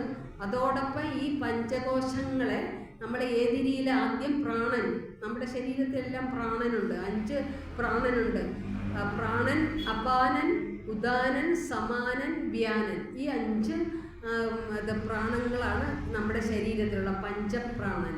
പിന്നെ പഞ്ചകോശങ്ങൾ ഉണ്ടോ, പിന്നെ അത് പഞ്ചേന്ദ്രിയങ്ങൾ, പഞ്ചഭൂതം, ഇതെല്ലാം പിന്നെ മനസ്സ്, ബുദ്ധി, ചിത്തം, അഹങ്കാരം. ഈ 24 ചെറിയ തത്വങ്ങൾ. പിന്നെ ഭഗവാന്റെ തത്വം പോകുമ്പോൾ 160 അങ്ങനെയുള്ള തത്വങ്ങളോ ശിവഭഗവാന്റെ, അത് നമ്മൾ പഠിക്കേണ്ട ആവശ്യമില്ല. അത് ആഴത്തിൽ പഠിക്കുന്നവർക്ക് യോഗികൾക്കുള്ളതാണ്. ഹിമാലയത്തിൻ്റെ സ്ഥാനങ്ങളിലൊക്കെ അഘോരികളാണ് അതിനെപ്പറ്റി വിശദമായിട്ട് പഠിക്കുന്നത്. അവർ എത്ര വർഷം വേണമെങ്കിലും ജീവിച്ചിരിക്കുന്നുണ്ട് അഘോരികൾ. അവരുടെ ഭക്ഷണം എന്ന് പറഞ്ഞാൽ നമ്മൾ കണ്ട മൃതശരീരം ചുട്ട ഭക്ഷണമാണ് അവർ കഴിക്കുന്നത്. ഞങ്ങൾ കണ്ടതാണ് അത് ഈ ഇടയ്ക്ക് ഹിമാലയത്തിൽ ഈ ഗംഗാനദിയിൽ പ്രയാഗ്രാജ്, അവിടെ മൃഗശരീരത്തെ ചുട്ട ഭക്ഷണം അവർ വെള്ളത്തിൽ കൂടി ഒഴുകി വരുമ്പോൾ ആ ഭക്ഷണമാണ് അവരെ ഒന്നിനെയും കൊല്ലുക. അഹിംസാവ്രതത്തിൽ ഏറ്റവും ടോപ്പാണ്. അപ്പോൾ ആ രീതിയിലാണ് അവിടെയുള്ള അഘോരികളെന്ന് പറയും. അവരെ ഒന്നിനെയും കൊല്ലുകയില്ല. അഘോരികൾ കഴിക്കുന്ന ഭക്ഷണത്തിൻ്റെ കാര്യമാണ്. ചുട്ട മൃതശരീരത്തിൻ്റെ ഭക്ഷണമാണ്, അല്ലാതെ സാധാരണയല്ല. ആ ഭക്ഷണമാണ് അവരുടെ പ്രധാനപ്പെട്ട ആഹാരം. അപ്പോൾ അത്രയ്ക്ക് അഹിംസാവ്രതം. അവരെത്ര വർഷമാണ് ജീവിച്ചിരിക്കുന്നത്? 1200 1300 വർഷങ്ങളാണ് അവർ ജീവിച്ചിരിക്കുന്നത്. ആ രീതിയിലാണ് നമ്മൾ. അപ്പോൾ ഇവിടെ ഗുരു പറഞ്ഞിരിക്കുന്നത്, നീ സത്യം, ജ്ഞാനം, ആനന്ദം, നീ തന്നെ വർത്തമാനവും ഭൂതവും. അപ്പം വർത്തമാനകാലത്തിൽ നമുക്ക് ജീവിച്ചാൽ നമുക്ക് എന്തെങ്കിലും ദുഃഖമുണ്ടോ? നമ്മളെ പഴയ കാര്യം ചിന്തിച്ച് ഇനി ഭാവിയിൽ എന്തൊക്കെ കെട്ടിപ്പടുക്കണം എന്നൊക്കെ ചിന്ത വരുമ്പോൾ നമ്മുടെ മനസ്സിലെന്താ ഉണ്ടാകുന്നത്? ഇപ്പം ആനന്ദമായ കോശത്തിലോട്ട് എത്തോ? ഇല്ല. നമ്മൾ ആ വർത്തമാന കാലത്തിൽ മാത്രം ഇന്നെന്നുള്ള അന്നെന്നുള്ള ഇതാണ്. അന്നവസ്ത്രാദി മുട്ടാതെ തരണം. നമ്മൾ ശേഖരിച്ച് വയ്ക്കാനുള്ളതല്ല. നമുക്കറിയാം പക്ഷികളും പറവകളൊക്കെ എന്തെങ്കിലും കൊണ്ട് ശേഖരിച്ച് വയ്ക്കാറുണ്ട് ടൺ കണക്കിന്. ഇല്ലല്ലോ. അവരെന്താ അന്നെന്നുള്ള കുറുനരിയൊക്കെ കുറുനരിയൊക്കെ നല്ല നമ്മളിപ്പോൾ ബ്യൂട്ടി പാർലർ ചെയ്യുന്ന രീതിയിൽ മുടിയൊക്കെ നല്ല മിനുസമായിട്ടുള്ളതായിരിക്കും കുറുനരിയുടെ. അതെന്തെങ്കിലും ആസവങ്ങൾ. ആന നല്ല ബലമുള്ള ശരീരം. ആന വല്ല ആസവങ്ങളോ അരിഷ്ടങ്ങളൊന്നും കഴിക്കുന്നില്ല. ആനയുടെ സസ്യബുക്കാണ്. അപ്പോൾ ആ സസ്യബുക്കായിട്ടുള്ള ആനയുടെ ശരീരവും കുറുനരി, അത് ഗുരുവരുളെന്ന് പറയുന്ന നടരാജ ഗുരു എഴുതിയ പുസ്തകത്തിൽ അത് എഴുതിയിട്ടുണ്ട്. 33ാമത്തെ പേജിൽ. അത് നിങ്ങളടുത്ത് വായിച്ച് പഠിക്കണം. ഗുരു ജീവിച്ചിരുന്നപ്പോൾ പറഞ്ഞാണ്, പണ്ട് ഇനി കുറച്ച് നാൾ കഴിയുമ്പോൾ നമ്മുടെ മനുഷ്യരെല്ലാം മൃഗീയമായിട്ട് പെരുമാറുന്ന ഒരവസ്ഥയുണ്ടാകും. അതാണ് ദർശനമാലയിൽ ഒരു ശ്ലോകമുണ്ട്, ഭയങ്കരമിതം ശൂന്യം വേതാള നഗരം തഥ എന്നുള്ള. വേതാള നഗരമായിട്ട് നമ്മുടെ ലോകം മൊത്തം മാറും. ഭയാനകമായിട്ടുള്ള ഒരു പ്രതീതിയായിരിക്കും ലോകത്തിനുണ്ടാകുന്നത്. അതാണ് ദർശനമാലയിൽ പറഞ്ഞിരിക്കുന്നത്. അതാണ് ഒരു കാളിനാടകത്തിലും പറയുന്നത്, പണം പെണ്ണിലും മണ്ണിലും ചെന്ന് ആശ്വസിച്ചത്ത മോദം ഗുണം കെട്ട് ദുഃഖിച്ചു പോവാൻ അയക്കല്ലഹം ദേഹമെന്നോർത്ത് സത്വാദിയം മുക്കുണം കെട്ട് പെട്ടോരുമായാവിലാസം ക്ഷണം ക്ഷീണ ലോക പ്രപഞ്ച പ്രവാഹം ക്ഷണജ്യോതിരാജേന്ദ്രജാലം നമസ്തേ ശിവാംബ നമസ്തേ നമസ്തേ. കണ്ടോ ഇപ്പം എന്തൊക്കെയാണ്? പണത്തിനും പെണ്ണിനും മണ്ണിനും. ഈ 3 കാര്യങ്ങളാണ് ഗുരു എത്ര വർഷം മുമ്പേ കാളിനാടകത്തിൽ നല്ല വ്യക്തതയോടുകൂടിയാണ് പറഞ്ഞിട്ടിരുന്നത്. ദർശനമാലയിലും പറഞ്ഞിട്ടുണ്ട്, ഭയങ്കരമിതം ശൂന്യം വേതാള നഗരം തഥാ. കണ്ട ശൂന്യമായിട്ടാണ് നമ്മൾ കണ്ട ഭയാനക രൂപത്തിലാണ്. നമ്മളൊക്കെ അറിയാം, പത്രം വായിക്കുമ്പോൾ അറിയില്ലേ, നമ്മളെന്നും കാണുന്ന കാഴ്ചയല്ലേ. പാലസ്തീൻകാരല്ലേ ഇസ്രായേലുകാർ യുദ്ധം നടക്കുന്നു. നമ്മുടെ ഓരോ ജീവനും നമുക്കെല്ലാവർക്കും ഒരേ ചൈതന്യത്തിൽ നിന്നാണ് ഉണ്ടായിരുന്നത്. അപ്പം നമുക്കവിടെ ജാതിക്കും മതത്തിനും വ്യത്യാസം ഇല്ലാതെ നമ്മുടെ ശരീരത്തിൽ അടങ്ങിയിരിക്കുന്ന ആ ചൈതന്യം എല്ലാവർക്കും, അവിടെ ജാതിയും മതമൊന്നുമില്ല. ഗുരു അതാണ്, ഒരു ജാതി ഒരു മതം ഒരു ദൈവം മനുഷ്യന്, ബാക്കി നിർത്തരുത്, ഒരു യോനി ഒരാകാരം ഒരു ഭേദവുമില്ലതിൽ. കണ്ട അത് പറയണം. എന്നാലേ ഗുരു 32 അക്ഷരത്തിൽ കൊത്തിവെച്ച ആലുവ അദ്വൈതാശ്രമത്തിൽ കൊത്തിവെച്ചതും അതോടൊപ്പം 32 അക്ഷരത്തിൽ കൊത്തിവെച്ച അരിവിപ്പുറം പ്രതിഷ്ഠയോടനുബന്ധിച്ച് ജാതിഭേദം മതദ്വേഷം ഏതുമില്ലാതെ സർവരും സ്വാതരത്തേന വാഴുന്ന മാതൃകാസ്ഥാനമാം ഇത്. അതോടൊപ്പം ഒരു 32ാമത്തെ വയസ്സിലാണ് ഇതെല്ലാം ചെയ്തതും. അതോടൊപ്പം 32 അക്ഷരങ്ങൾ, 32 വയസ്സ്, 32 ആലുവ അദ്വൈതാശ്രമത്തിൽ യഥാർത്ഥമായിട്ടുള്ള ജ്ഞാനം തരുന്ന ഒരു ജാതി ഒരു മതം ഒരു ദൈവം മനുഷ്യന് ഒരു യോനി ഒരാകാരം ഒരു ഭേദവും ഇല്ലതിൽ എന്ന് പറഞ്ഞാൽ അതിന് വളരെ സാരാംശം അർത്ഥവത്തായിട്ടുള്ളതാണ്. നമ്മൾ ഒരു യോനി മനുഷ്യനും മൃഗം തമ്മിൽ ചേർന്നാൽ ഒരു കുഞ്ഞുണ്ടാകില്ല. അതാണ് ഒരു യോനി ഒരാകാരം ഒരു ഭേദവുമില്ലതിൽ. കണ്ടോ, എന്ത് വ്യക്തമായിട്ടാണ്. ഗുരു ആരായിരുന്നു ആർക്കും അത് ആഴത്തിൽ ഗുരുവിൻ്റെ കൃതി പഠിക്കണം, അപ്പം നമുക്ക് അറിയാൻ പറ്റും. അതാണ് ഞാൻ കുറച്ച് വിശദമായിട്ട് പറയാം. അതിനുള്ള സമയക്കുറവ് കൊണ്ടാണ് ഇത്. ഈ അടുത്ത് നീ സത്യം ജ്ഞാനം ആനന്ദം നീ തന്നെ വർത്തമാനവും ഭൂതവും. അപ്പം ഇവിടെ ഈ ശ്ലോകത്തിൽ നമുക്കറിയാനുള്ള ഭൂതത്തിനെയും ഭാവിയെയും കുറിച്ച് നമ്മൾ ആലോചിക്കുമ്പോൾ നേരത്തെ പറഞ്ഞ ആ മുമുക്ഷത്വം നമുക്ക് ലഭിക്കുകയില്ല. ശരണാഗതി അവസാനം നമുക്ക് ആ ശാന്തിയും സമാധാനമായിട്ട് മരിക്കാൻ ഇടവരില്ല. അതാണ് നമുക്ക് ഈ നീ സത്യം, നീയാണ് സത്യം, നീയാണ് ജ്ഞാനം, നീയാണ് ആനന്ദം, നീയാണ് എല്ലാം എന്നുള്ള ആ ധാരണ നമ്മുടെ മനസ്സിൽ എപ്പോഴും കൊണ്ടുവരണം. നമ്മൾ ഭാവിയെക്കുറിച്ചും ഭൂതത്തെക്കുറിച്ചും നമ്മൾ അറിഞ്ഞു കഴിഞ്ഞാൽ നമ്മുടെ ജീവിതം എല്ലാം വ്യർത്ഥമായി പോകും. പിന്നെ നമുക്കൊന്നും നേടാൻ സാധിക്കില്ല. നമ്മുടെ ജീവിതം വ്യർത്ഥമാണ്. അതാണ് നേരത്തെ പറഞ്ഞ തതക്കിം എന്ന് പറഞ്ഞത്. അപ്പം ആ രീതിയിൽ നമ്മൾ ജീവിക്കാൻ പ്രാപ്തരായിരിക്കണം. നീ സത്യം ജ്ഞാനം ആനന്ദം നീ തന്നെ വർത്തമാനവും ഭൂതവും ഭാവിയും വേറല്ല ഓതും മൊഴിയും ഓർക്കിൽ നീ. നീ ഇത് ഓർത്തിരിക്കണം. ഓതും മൊഴിയും ഓർക്കിൽ നീ. പിന്നെ അവസാനത്തെ അകവും പുറവും തിങ്ങും മഹിമാവർണ്ണ നിൻപദം പുകഴ്ത്തുന്നു ഞങ്ങളങ്ങ് ഭഗവാനെ ജയിക്കുക. അപ്പം അകവും പുറവും തിങ്ങും മഹിമാവർണ്ണ നിൻപദം. ഇപ്പം മഹിമാവ് എന്ന് പറഞ്ഞാൽ അവിടെ എല്ലാം എവിടെയൊക്കെ ഉണ്ടോ അതെല്ലാം ഈശ്വരനാണ്. ഒരിടത്തും ഈശ്വരനില്ലാത്ത ഒന്നുമില്ല. അതല്ലേ യേശുദാസല്ലേ പറഞ്ഞത്, തൂണിലും തിരുമ്പിലും ഈശ്വരൻ. എല്ലായിടത്തും തുരുമ്പിൽ പോലും ഉണ്ട് ഈശ്വരൻ. അപ്പം നമ്മൾ ഈ മൈക്ക് പ്രവർത്തിക്കുന്നത് ആരാ പ്രവർത്തിപ്പിക്കുന്ന? ഈശ്വരൻ. ഞാൻ ഈ വാക്കുകളൊക്കെ പറയുന്ന ഈശ്വരനാണ്. ഈശ്വരന് ആ അനുകമ്പാമൂർത്തിയായ ഭഗവാൻ ഇല്ലാതെ എനിക്കൊരു വാക്ക് പോലും ഉരിയാടാൻ സാധിക്കില്ല. ഒരു വാക്ക് പോലും പറയാൻ ഞാൻ പ്രാപ്തയല്ല. അപ്പം അതിൻ്റെ ആ അനുഗ്രഹം ഗുരുവിൽ നിന്ന് കിട്ടിയാൽ മാത്രമേ നമുക്ക് ഓരോ വാക്കും നമുക്ക് പറയാനും അത് സാധിക്കുകയുള്ളൂ. അതാണ് അകവും പുറവും തിങ്ങും മഹിമാവർണ്ണ നിൻപദം പുകഴ്ത്തുന്നു ഞങ്ങൾ അങ്ങു. അങ്ങേന്ന് പറയുന്നു. ഞങ്ങൾ അങ്ങ് ഭഗവാനെ ജയിക്കുക. എല്ലാം ഈശ്വരനാണ്. അതാണ് ഈശാവാസ്യം ഇതം സർവം യത്കിഞ്ചിത് ജഗത്യാം ജഗത് തേന തെക്തേന ഭുഞ്ചീത മാ കസ്യ സിദ്ധനം എന്നുള്ള മഹർഷിമാരുടെ വാക്കുകളാണ്. ഗുരുദേവൻ പച്ച മലയാളത്തിൽ ഈശൻ ജഗത്തിലെല്ലാം ആവസിക്കുന്നത് കൊണ്ടു നീ ചരിക്ക മുക്തനായി ആശിക്കരുതാരുടെയും ധനം എന്ന് നമുക്ക് ഉപനിഷത്ത്, ഒരു ഉപനിഷത്താണ് ഗുരു തർജ്ജമ ചെയ്തിട്ടുള്ളത്. ഏറ്റവും പ്രധാനപ്പെട്ട ഉപനിഷത്താണ് ഈശാവാസ്യ ഉപനിഷത്ത്. അപ്പം അതിനകത്ത് കാതലായി അതൊക്കെ നമ്മൾ പഠിക്കേണ്ട ഒരു കൃതിയാണ് ഈശാവാസ്യ ഉപനിഷത്ത്. അതിനകത്ത് നല്ല വ്യക്തതയോടുകൂടി പറയുന്നുണ്ട് ഗുരു. പിന്നെ അവസാനത്തെ അകവും പുറവും തിങ്ങും മഹിമാവർണ്ണ നിൻപദം പുകഴ്ത്തുന്നു ഞങ്ങളങ്ങ് ഭഗവാനെ ജയിക്കുക. ഈ ജയിക്കുക മഹാദേവ ദീനാ അവനപരായണ ജയിക്കുക ചിദാനന്ദ ദയാസിന്ധോ ജയിക്കുക. അപ്പം ജയിക്കുക മഹാദേവ. ഇവിടെ മഹാദേവൻ എന്ന് പറയുമ്പം എല്ലാത്തിൻ്റെയും ദേവാധിദേവനാണ്. അവിടെ ഇത് ബ്രഹ്മ വിഷ്ണു മഹേശ്വരനെ അല്ല സൂചിപ്പിക്കുന്നത്.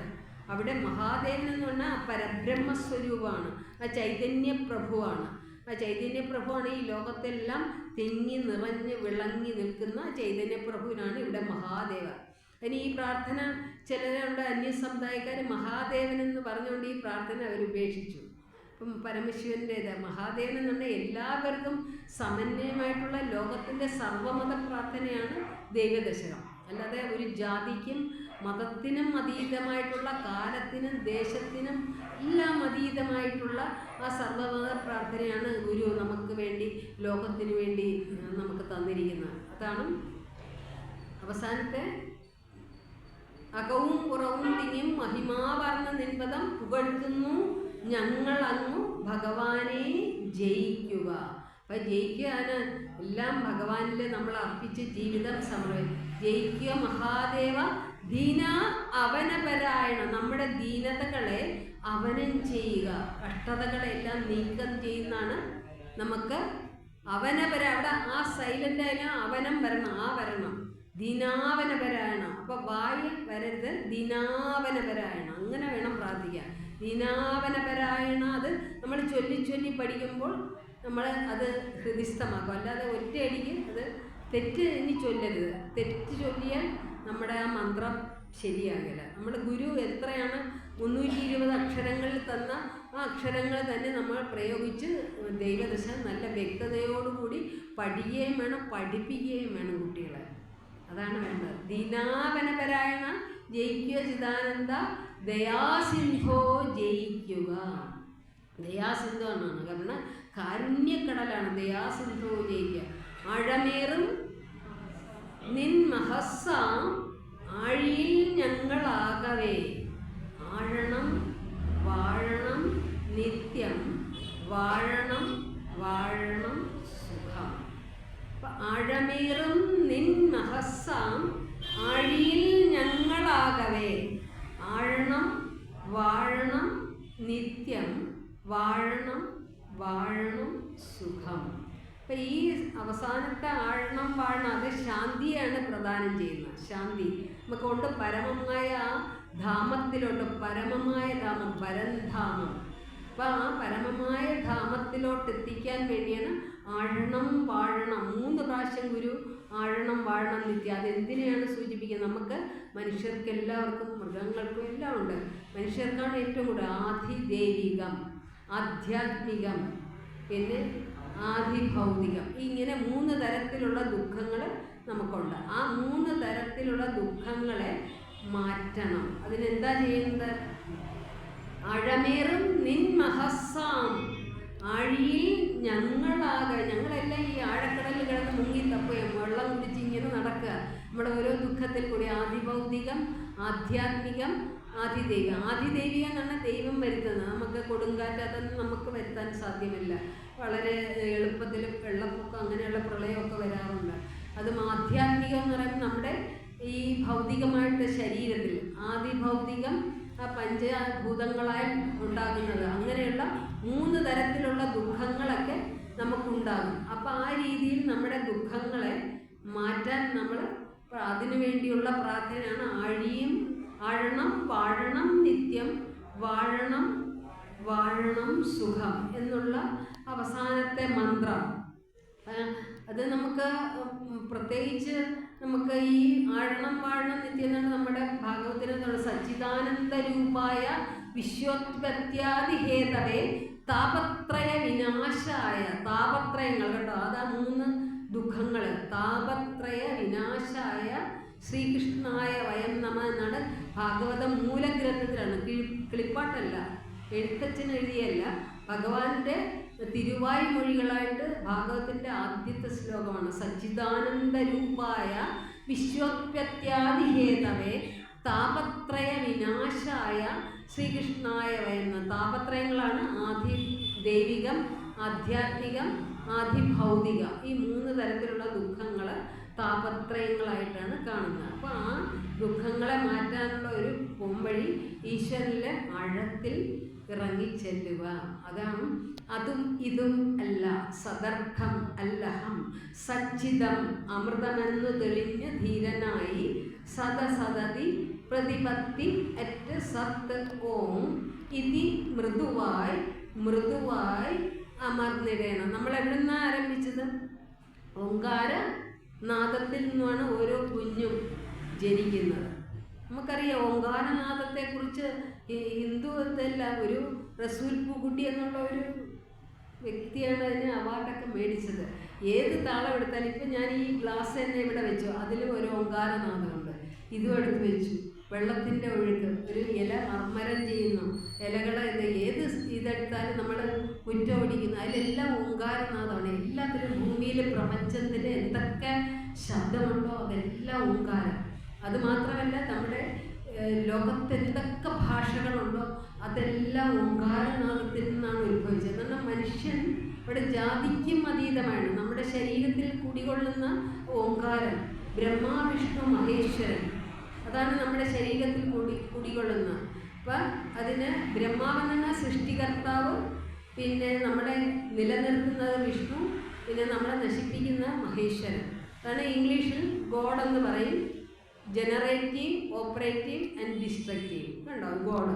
ഇപ്പോൾ 3 തരത്തിലുള്ള എല്ലാ സൃഷ്ടിവകകളും നമ്മുടെ ശരീരത്തിൽ കുടികൊള്ളുന്നത് കുണ്ടലിനി ശക്തി. അതിപ്പോൾ കുണ്ടലിനി ശക്തി പറയാൻ സമയമില്ല. അപ്പോൾ അത് ഒരു വലിയ വിഷയമാണ്. കുണ്ടലിനി ശക്തിയെ ഉണർത്തിക്കഴിയുമ്പോഴാണ് നമുക്ക് ആഴമേറും നിൻ മഹസ്സാം ആഴിയിൽ ഞങ്ങളാകവേ ആഴണം വാഴണം നിത്യം വാഴണം വാഴണം സുഖം എന്നുള്ള ആ അനുഭൂതി നമുക്ക് ലഭിക്കുന്നതും, അതോടൊപ്പം ഗുരുവിനെ നാം ഇതൊക്കെ പഠിച്ചതുകൊണ്ട് ഗുരു നമ്മളെ അതിൽ ദൈവം നമ്മെ പിടിക്കണം, നമ്മളെ കയ്യിൽ പിടിക്കാനുള്ള പ്രാപ്തരാക്കണം എന്നുള്ള സന്ദേശം കൂടിയാണ് ഈ മഹത്തായ നമ്മുടെ ശ്രീനാരായണ അന്താരാഷ്ട്ര പഠന കേന്ദ്രം നടത്തും, ഈ ലൈബ്രറിയൊക്കെ നടത്തും. നല്ല ഒരു മുതൽക്കൂട്ടാണ്.